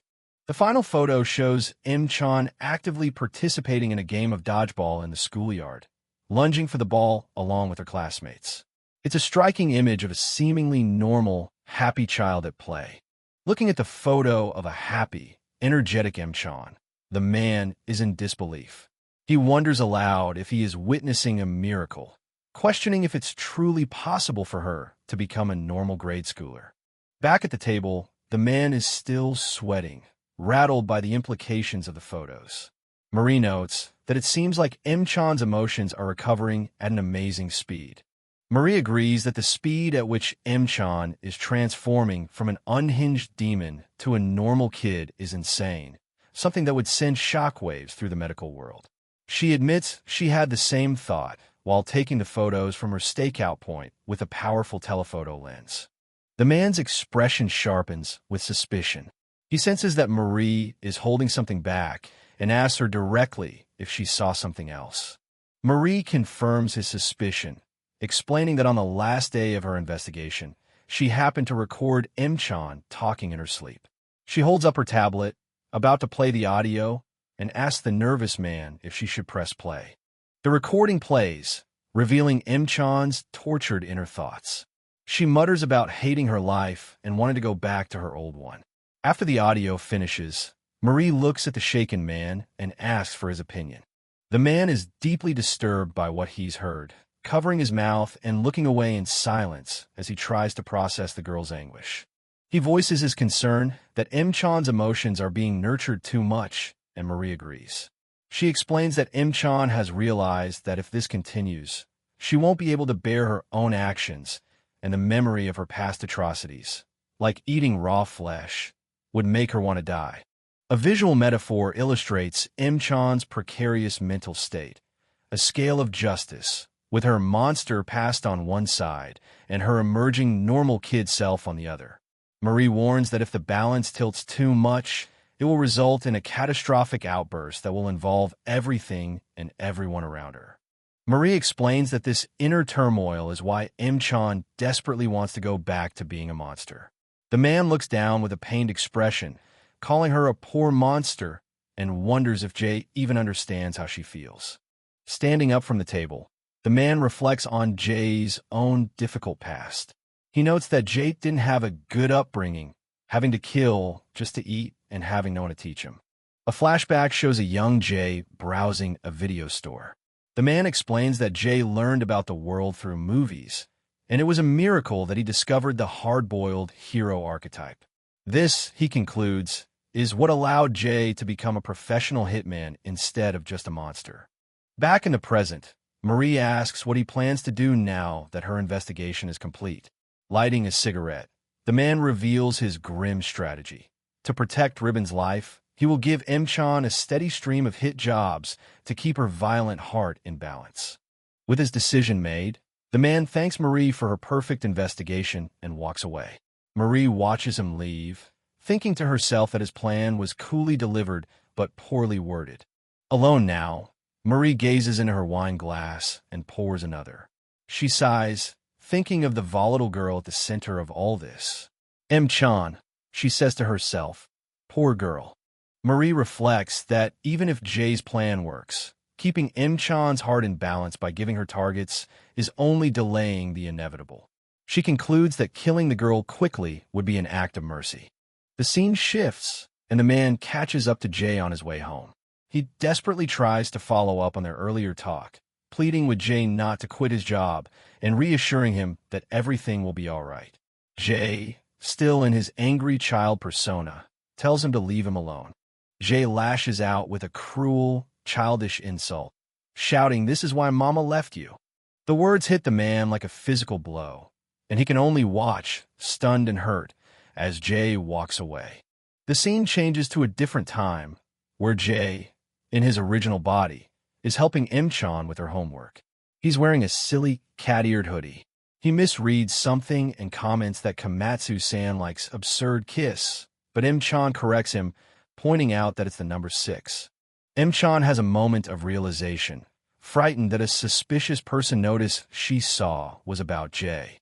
Meanwhile, Jay casually mentions that when he complimented Komatsu-san on her taste, she seems scared of him.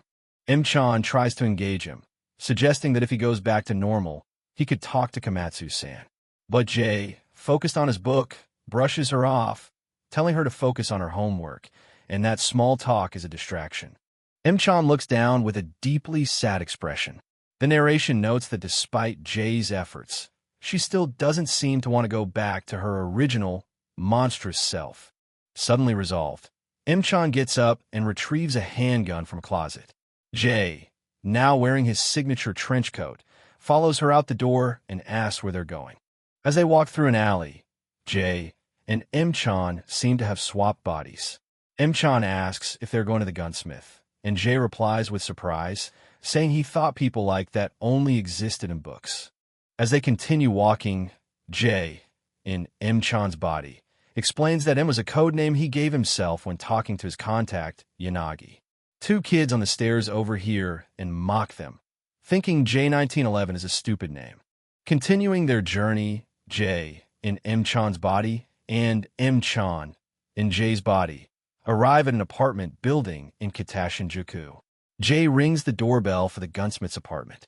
While they wait, Jay wonders aloud if the person they're visiting is still at school. Just then, a girl in a middle school uniform appears in the hallway behind them. The girl's eyes light up when she sees the tall, scarred man. "Junichi," she exclaims, running towards him and leaping into a hug, unaware that she is embracing Im-chan. Im-chan is bewildered by the sudden embrace. The girl, Yazakura Mei, then notices Jay standing there and asks who she is. Im-chan, still in Jay's body, suggests they talk inside. Mei happily welcomes them into her home. As they enter, Jay, still in Im-chan's body, wonders to himself if this energetic girl is the gunsmith's daughter. Looking back over her shoulder at Im-chan, in Jay's body, Mei proudly states that although she's only in middle school now, she is his personal gunsmith. Inside, Im-chan, as Jay, notes that Mei seems quite close to him. Jay, in Im-chan's body, explains that Mei's father was an amazing talent who has since passed away, and she is following in his footsteps. He adds that he's known her since she was little, acting like a friendly neighborhood old man. Jay then bluntly explains Im-chan's original nature to Mei, a monster who killed people daily and ate their raw flesh. He adds that now her emotions have been nurtured to the level of a normal hitman. Mei is understandably horrified by this blunt and terrifying description, her face paling in shock. Jay, realizing he may have been too direct, sweats nervously. Trying to salvage the situation, Jay awkwardly bows and introduces himself as Akahoshi Megumi. Im-chan, in Jay's body, watches with surprise, impressed that Jay is capable of a polite introduction. Despite being terrified, Mei manages a trembling smile and introduces herself as Yazakura Mei. Jay notices her hand is shaking, realizing that he probably shouldn't have been so honest about Im-chan's past. To change the subject, Jay points to the guns displayed on the wall, asking if one is a 1911 model. He expresses admiration for the custom parts, which Mei proudly confirms she 3D printed herself. Eager to show off her work, Mei grabs the custom pistol and expertly works the slide with a flick of her wrist. Jay's eyes light up with genuine excitement. "That was cool," he exclaims, his inner weapons enthusiast completely showing. Jay eagerly asks if he can try it. Mei, who had been expecting a monster, is taken aback by his cute and normal reaction, realizing he's just a kid. Jay successfully works the gun slide. As Mei corrects his grip, she reflects that Megumi-chan Jay doesn't seem like a bad kid after all, and must have been forced into her past actions by cruel circumstances. Beaming with pride, May pats Jay on the head and congratulates him. Jay looks pleased with the praise. Chan, as Jay, watches the interaction with a stoic expression. Jay tells May not to pat his head, and May quickly agrees, perhaps sensing Chan's silent disapproval. Jay asks if the guns are just toys, but May explains that they are real, high-quality air-cocking guns that she sells to Airsoft and Gunmania fans. She notes that she does a lot of different things, unlike her father. Jay feels a sense of connection, thinking that their shared love for the 1911 model unites them. Chan, as Jay, then gets to the purpose of their visit. He wants May to make a custom M-grip for Jay to use on his jobs. May looks thoughtful for a moment before asking Jay, as Megumi-chan, if he can come over for a second. Taking him aside, May confesses that she actually made a grip for Junichi, Chan's current body, when she was just in grade school. A flashback shows a tiny, 6-year-old May insisting she could make the grip herself, even as her father argued with Junichi over the design. The flashback ends with her proudly presenting the finished product. The flashback shows Junichi praising a young May, patting her head. May recalls with a blush that it was the first time she'd been praised for something she made, and Jay, listening, finds the memory nostalgic. However, May's perspective has matured. She explains to Jay that she understands now that Junichi wasn't praising the design itself, but was just being kind enough not to hurt a child's feelings. Jay is taken aback by her sharp insight. May looks at Jay in Megumi's body and tells him that while he might think the childhood grip design is good now, he will soon realize that it's tacky. Jay is shocked by her sharp insight. May explains that Junichi is a hitman, yet still uses the tacky grip out of kindness. She says that only a grade schooler would be happy with it, and since she's in middle school now, she's moved past it. With renewed focus, May returns to her workbench and begins sanding a new, more refined grip design, blowing away the dust. She shows them her new design. Jay thinks to himself that May is a good kid for noticing Junichi's kindness, but stubbornly insists that the original design is fine and can be improved. Some time has passed. Jay and the man have left, and May is working at her desk. She hears a sound at the door and wonders if they've come back already. Checking the clock, which reads 3 o'clock, she heads to the door, thinking that perhaps Jay couldn't wait and returned. She calls out, "Hello." The scene shifts, indicating a time jump. Jay, now back in Ribbon's body, and the intermediary man are elsewhere, watching a dramatic TV show together, having left May's apartment. The man suggests they should go back to May's place soon. Jay, in a foul mood after an argument, lies face down on the couch and tells him to go alone.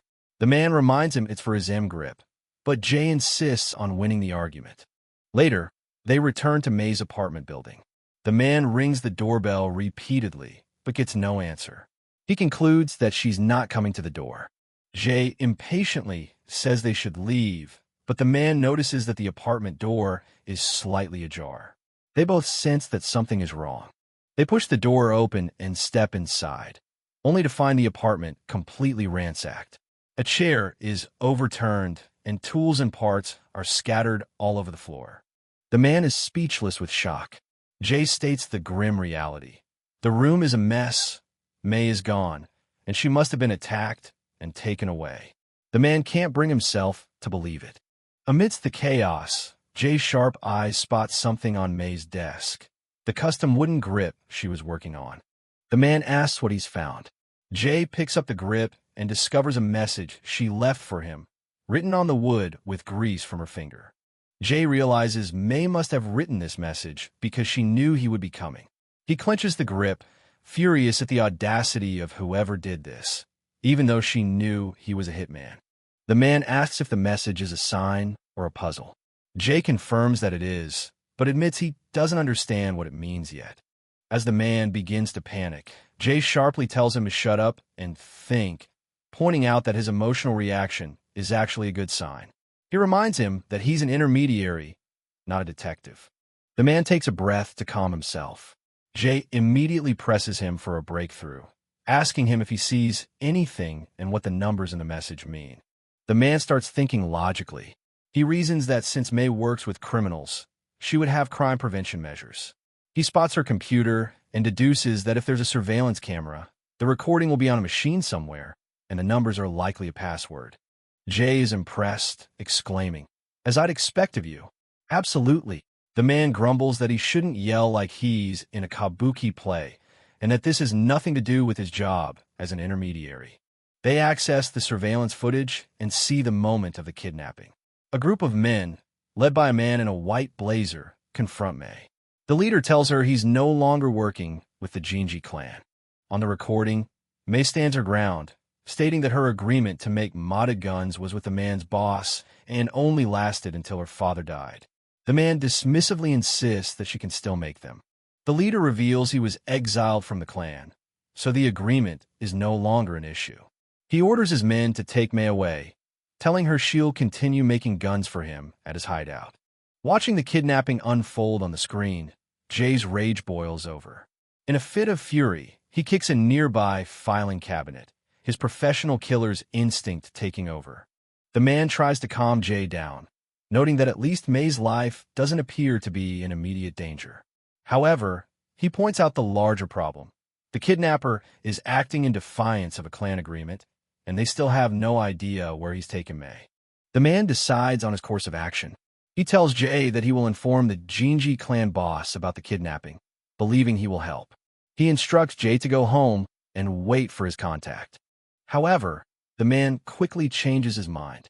He opens a hidden weapons cabinet, revealing an arsenal of guns and tactical gear. He declares that with May taken hostage, he can't just sit around, and that he's going to help out this time. Jay, still in Ribbon's body, looks at him with a serious expression. He warns the man that if he gets involved, he will have to witness violence and see people get shot, just like he did in his past life. Jay continues his warning, stating that he won't be able to look out for the man during the fight. He asks if he's truly willing to give up his chance at a normal life for someone he just met. The man explains his conviction. In the short time he knew her, he realized that May is a genuinely nice person. Jay looks skeptical, asking why he thinks that. The man elaborates. May wasn't scared of a girl she was told was a flesh-eating monster. In fact, she was affectionate, even patting Jay on the head. Jay is taken aback by this simple, heartfelt reasoning. As the man reflects on May's kindness, his expression hardens with resolve. Jay observes him and notes that this is the first time he's ever seen the man truly angry, no matter how frightening the situation. The man declares with conviction, "I can't run away." Jay looks down, seemingly moved, and remarks that the man has made his choice, as usual, even if it means running away from his quiet home life. Now fully committed, the man takes action. He sends Jay the address of the abandoned building the kidnappers are using as a hideout. He also relays a secondary objective from the Jinji clan boss: capture the rogue leader alive. The man accepts this responsibility despite being exiled. The scene shifts. Jay, still in a child's body, straps on a tactical vest loaded with magazines. The man, now wearing his trench coat, looks on and asks if there's a plan. Jay confirms there is. He outlines the strategy using a diagram of the building. He will act as a decoy, walking straight up through the hideout to lure the enemies out, while the man takes them down. Jay finishes explaining the rescue mission. As they take out the enemies, the commotion should panic the leader into bringing May out.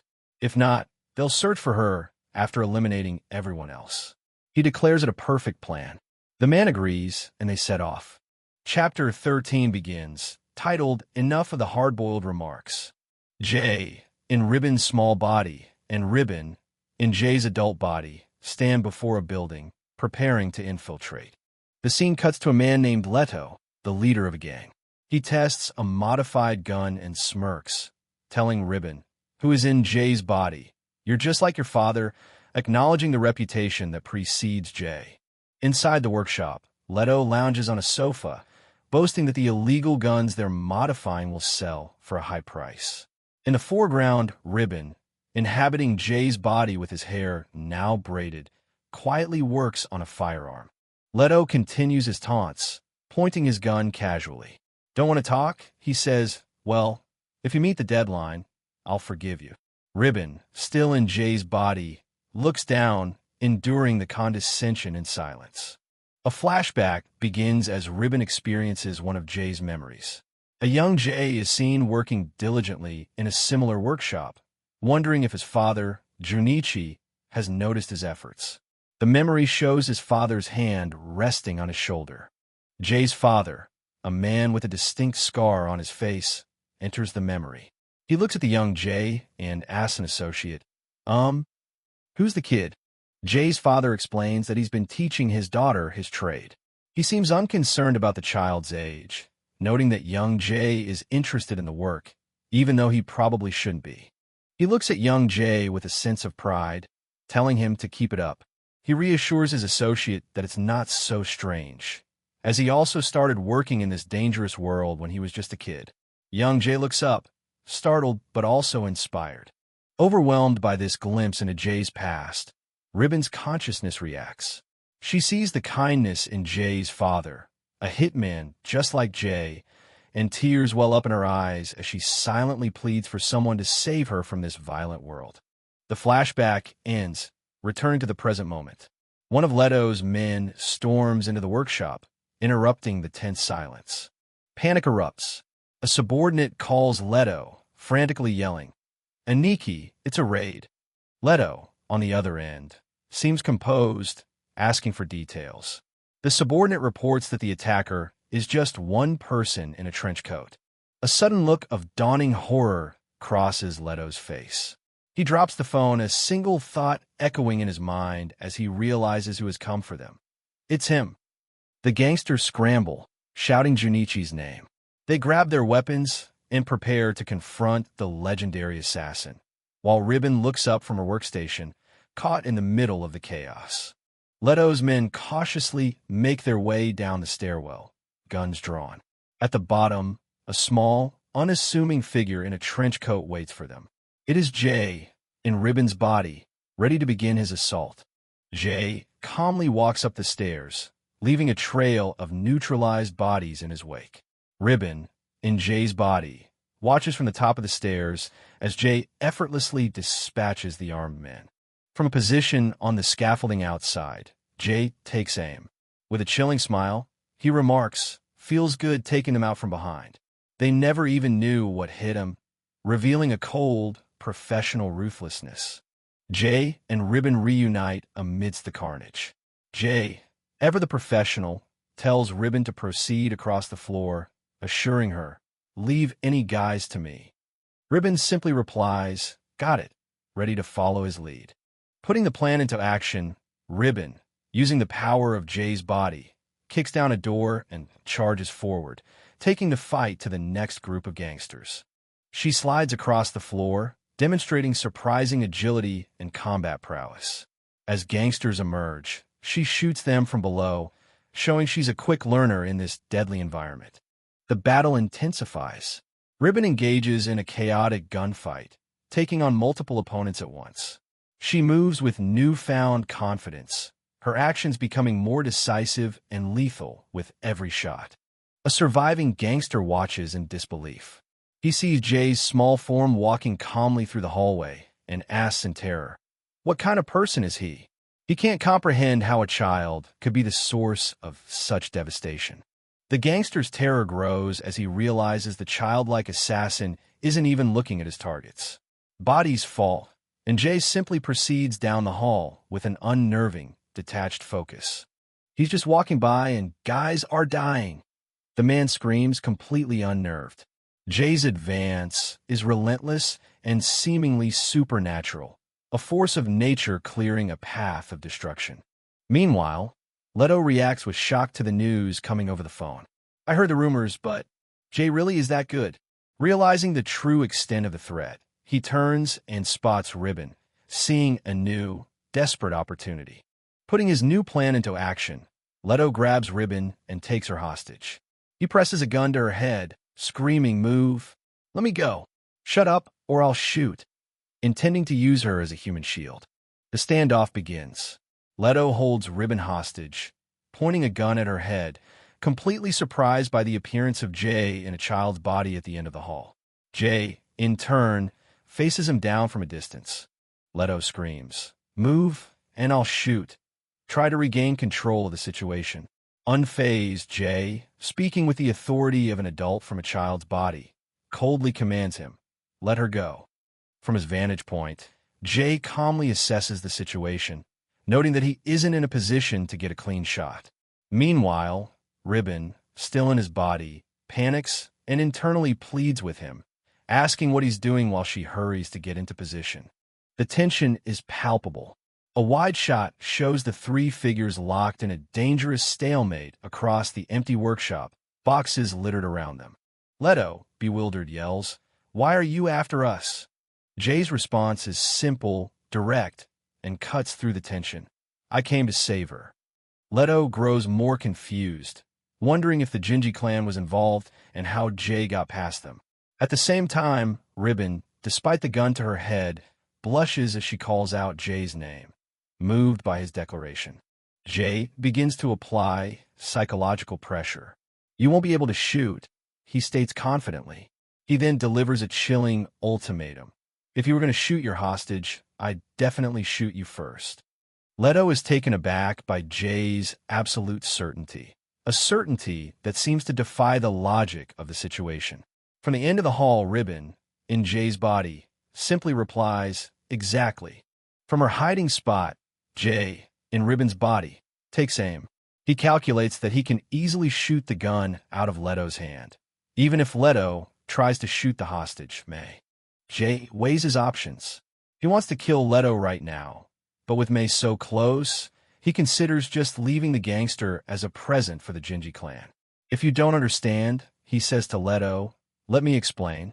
Jay continues his lesson in criminal psychology, stating a simple truth. The type of people who take hostages aren't willing to risk their own lives. Jay is momentarily impressed by the cold, hard-boiled persona Ribbon is projecting in his body, thinking so cool. But Ribbon is getting distracted by Jay's lecture, muttering, "Shit, this is bad."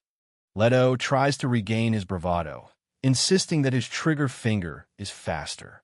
But Jay, from his crouched position, calmly interrupts him, repeating, "I already told you.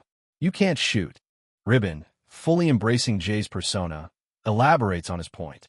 "It's irrelevant who's faster," she says, her expression mirroring the assassin's cold logic, while Jay prepares to give her instructions. From across the room, Jay continues to walk Leto through his own demise, explaining, "People who won't risk their own life aren't able to fight in a gunfight." Jay, in Ribbon's body, suddenly gets flustered by how well Ribbon is playing the part of a hard-boiled killer. "Shit, Megumi, knock it off," he thinks. "If you're too cool, then I won't have time to shoot." He yells at her to stop, breaking his own cool facade. The pressure finally breaks Ribbon. Tears stream down her face as she cries out, "It's not about my life being taken, so you don't need to risk your own." Leto is stunned by this sudden emotional outburst, not understanding her connection to the child assassin. Jay realizes that Ribbon, May, is at her emotional limit. His expression hardens as he commands Leto, "Shut up." Jay speaks directly to Ribbon, calling her by her real name, May. He tells her that she doesn't understand, and then, with unwavering resolve, he begins to walk forward, directly towards Leto and his hostage. Jay continues his steady advance. Leto can't believe what he's seeing. "Hey, hold up," he stammers, his confidence shattering. "Seriously? Is he crazy?" Leto is completely mesmerized by Jay's unbelievable bravery.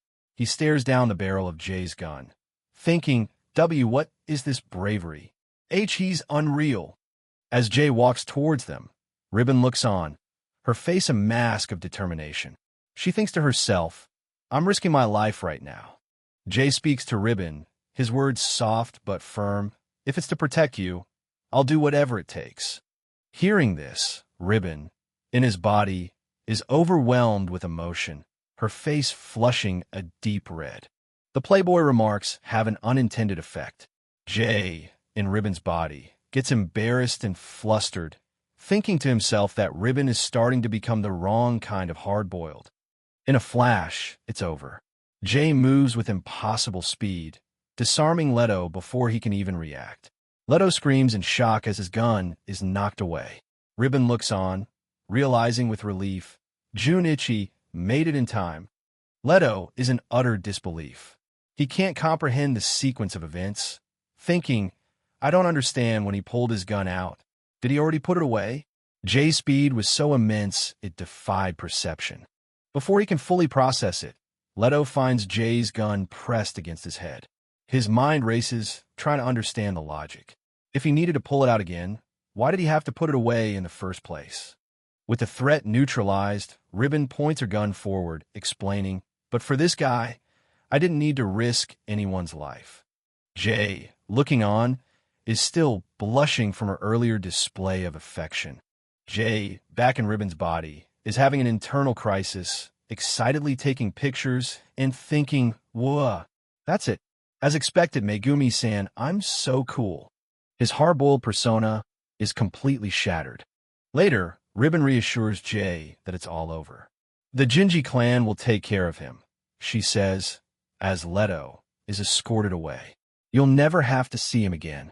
Overwhelmed with relief and gratitude, Jay, in Ribbon's body, begins to cry. Junichi, I truly thank you for coming to save me. He says, his hands clasped tightly. Ribbon looks on, silent.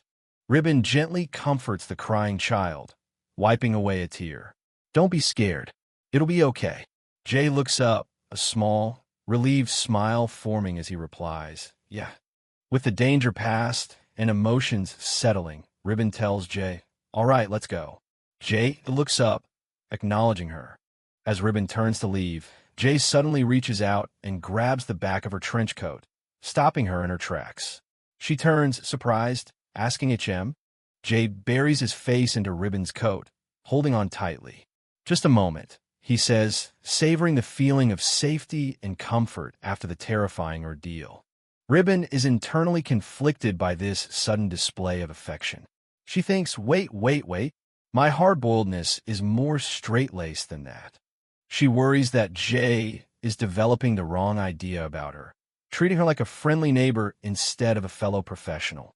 Jay, still blushing, looks up at Ribbon and asks, when you said you'd risk your life to protect me, what did you mean?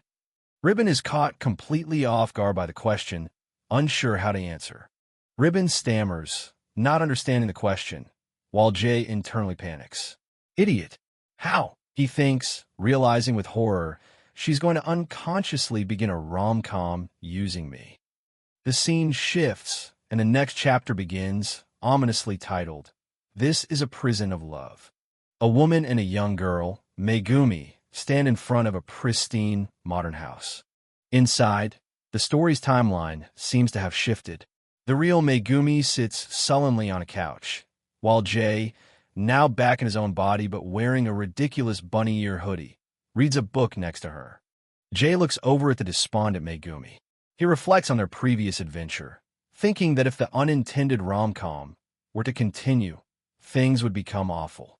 He praises her, saying, you did really well, but knows this isn't a situation where he can wait for her to want to go back home. A glimpse into Megumi's room reveals the source of her misery. The walls are covered in identical, demanding signs that say when. Jay's narration is grim, but that said, that house. No one will want to go back there if they want to remain human. Jay tries to understand Megumi's situation. Hey, Megumi, if Mama became nice, would you want to go back? He theorizes that her mother doesn't love her, which is why she only gives orders. Megumi, who feels unloved, looks down, a single bead of sweat rolling down her face. Jay continues to ponder the situation, wondering if Megumi might feel even a slight desire to return home if she could just realize that her mother does, in fact, love her. Megumi begins searching her own room, looking for any sign of personal connection. She finds only study books, no mementos or photos. She wonders if her mother spies on her. Then, her eyes land on a simple blank notebook. She opens the notebook to a page with messy, childish handwriting. The words reveal her secret pain. She always makes me study, even though I don't want to. I hate this place. I want to become a birdman. A look of grim realization dawns on Megumi's face. She slams the notebook shut, thinking, I found evidence of abuse before I found evidence of love. She puts the notebook away, her search for affection ending in pain. Suddenly, Megumi is startled by the sound of the door opening. Her mother and father appear, calling her name. Her mother glares, her expression cold and severe. In Megumi's eyes, her mother is not a parent, but an ogre king. Her mother's cruel philosophy echoes in her mind. That which dirties its surroundings is trash. Megumi freezes, realizing what her mother sees when she looks at a messy room. The horrific realization hits Megumi with full force. Her eyes widen, swirling with terror, as she understands her mother's worldview. To her mother, she isn't a daughter. She is trash. The mother's tirade continues. Why is your room so untidy? That which dirties its surroundings is... Megumi, kneeling on the floor, can only apologize through her tears. But her mother finishes the thought, labeling her daughter trash. As she walks down the stairs, the mother reflects on her daughter's behavior. She notes that Megumi hasn't been crying recently after being scolded, which she finds weird. Looking at old family photos, the mother notices a change. It's like she's gone back to how she was back then. She thinks maybe she's even turned back into a toddler. Later that night, a mysterious, shadowy figure with glowing eyes peeks around a corner before stealthily entering the house. While the family sleeps, a team of intruders in ski masks, led by Jay, creeps through the house. One of them finds a photo album, hoping to find clues about the family's past. Jay examines the photos with a small flashlight. He observes the happy images and notes, when her dad was here, it feels like it was a normal home, complete with love even. The investigation continues. Jay finds official documents in a drawer, discovering that Megumi's father went back to his home country after a unitransfer and that the parents divorced afterward. Back at the dinner table, Megumi eats her meal, lost in thought. She considers Jay's findings, supposing that her family was once a loving one before her father left. Her mother's sharp voice cuts through her thoughts. Megumi, don't stare off into space while eating. Startled, Megumi quickly apologizes and shoves a large bite of rice in her mouth, immediately realizing she messed up. Just as she expected, her mother scolds her. Slow down, you are eating too fast. But instead of just yelling, her mother reaches out and gently wipes Megumi's face. Megumi is taken aback. This small, gentle gesture is completely unexpected. She thinks about how she would have been smacked for something like this at the orphanage and wonders, isn't this the first time I've seen Mama's love? A brilliant, genuine smile spreads across Megumi's face. For the first time, she feels a flicker of hope and says with pure joy, "Thanks, Mama." Her mother is rendered speechless by the sudden, sincere gratitude. Later, when she calls Megumi for dinner, Megumi is confused by the lack of any further reaction. To her surprise, dinner isn't the usual bland, health-focused fare. Her mother has made curry with croquettes, a classic, comforting meal that any kid would love. Megumi is stunned. Usually, her mother serves food that looks more like livestock feed, focused only on nutrition. For the first time in my life, a mother's curry. She takes a spoonful, and her eyes widen in surprise. Delish. Realizing she's safe for the moment, Megumi decides to press her advantage. Let's try a compliment just in case, she thinks, before looking at her mother and saying brightly, "Your curry is delicious." Her mother simply responds with a curt, "I see," before returning to her work. Megumi, seeing this neutral reaction as a victory, thinks to herself, safe. Megumi sits contentedly in front of her empty, clean bowl. A small, hopeful smile plays on her lips as she thinks, this curry has to be love. The first sign of love I've seen then. Probably. Later, as her mother washes the dishes, Megumi glances over and notices something incredible. For a brief moment, her mother is smiling to herself. The next day, her mother lectures her again. While the harsh words haven't changed, Megumi kneels obediently, sensing that her mother's overall mood has improved. The change is subtle but undeniable. It feels like her mother's mood has improved, and even a menu has changed to meals a child would actually enjoy, like spaghetti and meatballs. At the dinner table, her mother observes her. "Your mood recently has been good?" she asks. "It feels like you've strangely been putting in effort lately like you used to a long time ago." The mother's next words send a chill down Megumi's spine. "It even reminds me of when you were in kindergarten." Megumi's face freezes in horror at the thought. "I'm on the level of kindergartner Megumi." Her mother looks wistfully at an old photo of the three of them when Megumi was a toddler. "Back when it was the three of us." Seeing this, Megumi steels her resolve. It's a harsh reality, but this is my chance to confirm her love. Setting down her utensils, Megumi faces her mother directly. She lays out her feelings. "All I do is study and am forced to live like a prisoner." Then, she asks the one question that matters most. "Do you love me?" Her mother doesn't answer directly. Instead, she looks thoughtful. "I see. Maybe you were thinking about that. You need to know why you have to study." The mother begins to tell her own story. When she was a child, she wanted to be a scholar, but her own father was a domineering figure who only considered his own views. Megumi listens, thinking Mama resembles her dad. Her mother continues, explaining she was blocked from her chosen path and even forced into a marriage interview. Megumi's eyes widen in shock. To escape, she ran away from home and met Megumi's father. She looks back on those as happy days, despite their quarrels over how to raise a child. Megumi then asks the logical question, "Why didn't you go with him to America?" The mother's reason is shockingly simple and anticlimactic. "I was bad at English." Megumi is left utterly speechless, her expression a mixture of confusion and disbelief. Megumi internalizes her mother's story, realizing that it's the same for her. There's a point where you get tired, run away, and then fight back. "I guess they're mother and child," she concludes, understanding her mother on a new level. The mother looks at her daughter, their profiles mirroring each other. "If you keep studying," she explains, "you'll be able to take the path you want." She's trying to give Megumi the freedom she never had. Finally, the mother makes the declaration Megumi has been waiting for. "This is all because I wholeheartedly love you." For Megumi, this is the proof she needed. There it is, she thinks with joy, she does love me. However, the mother adds a crushing condition.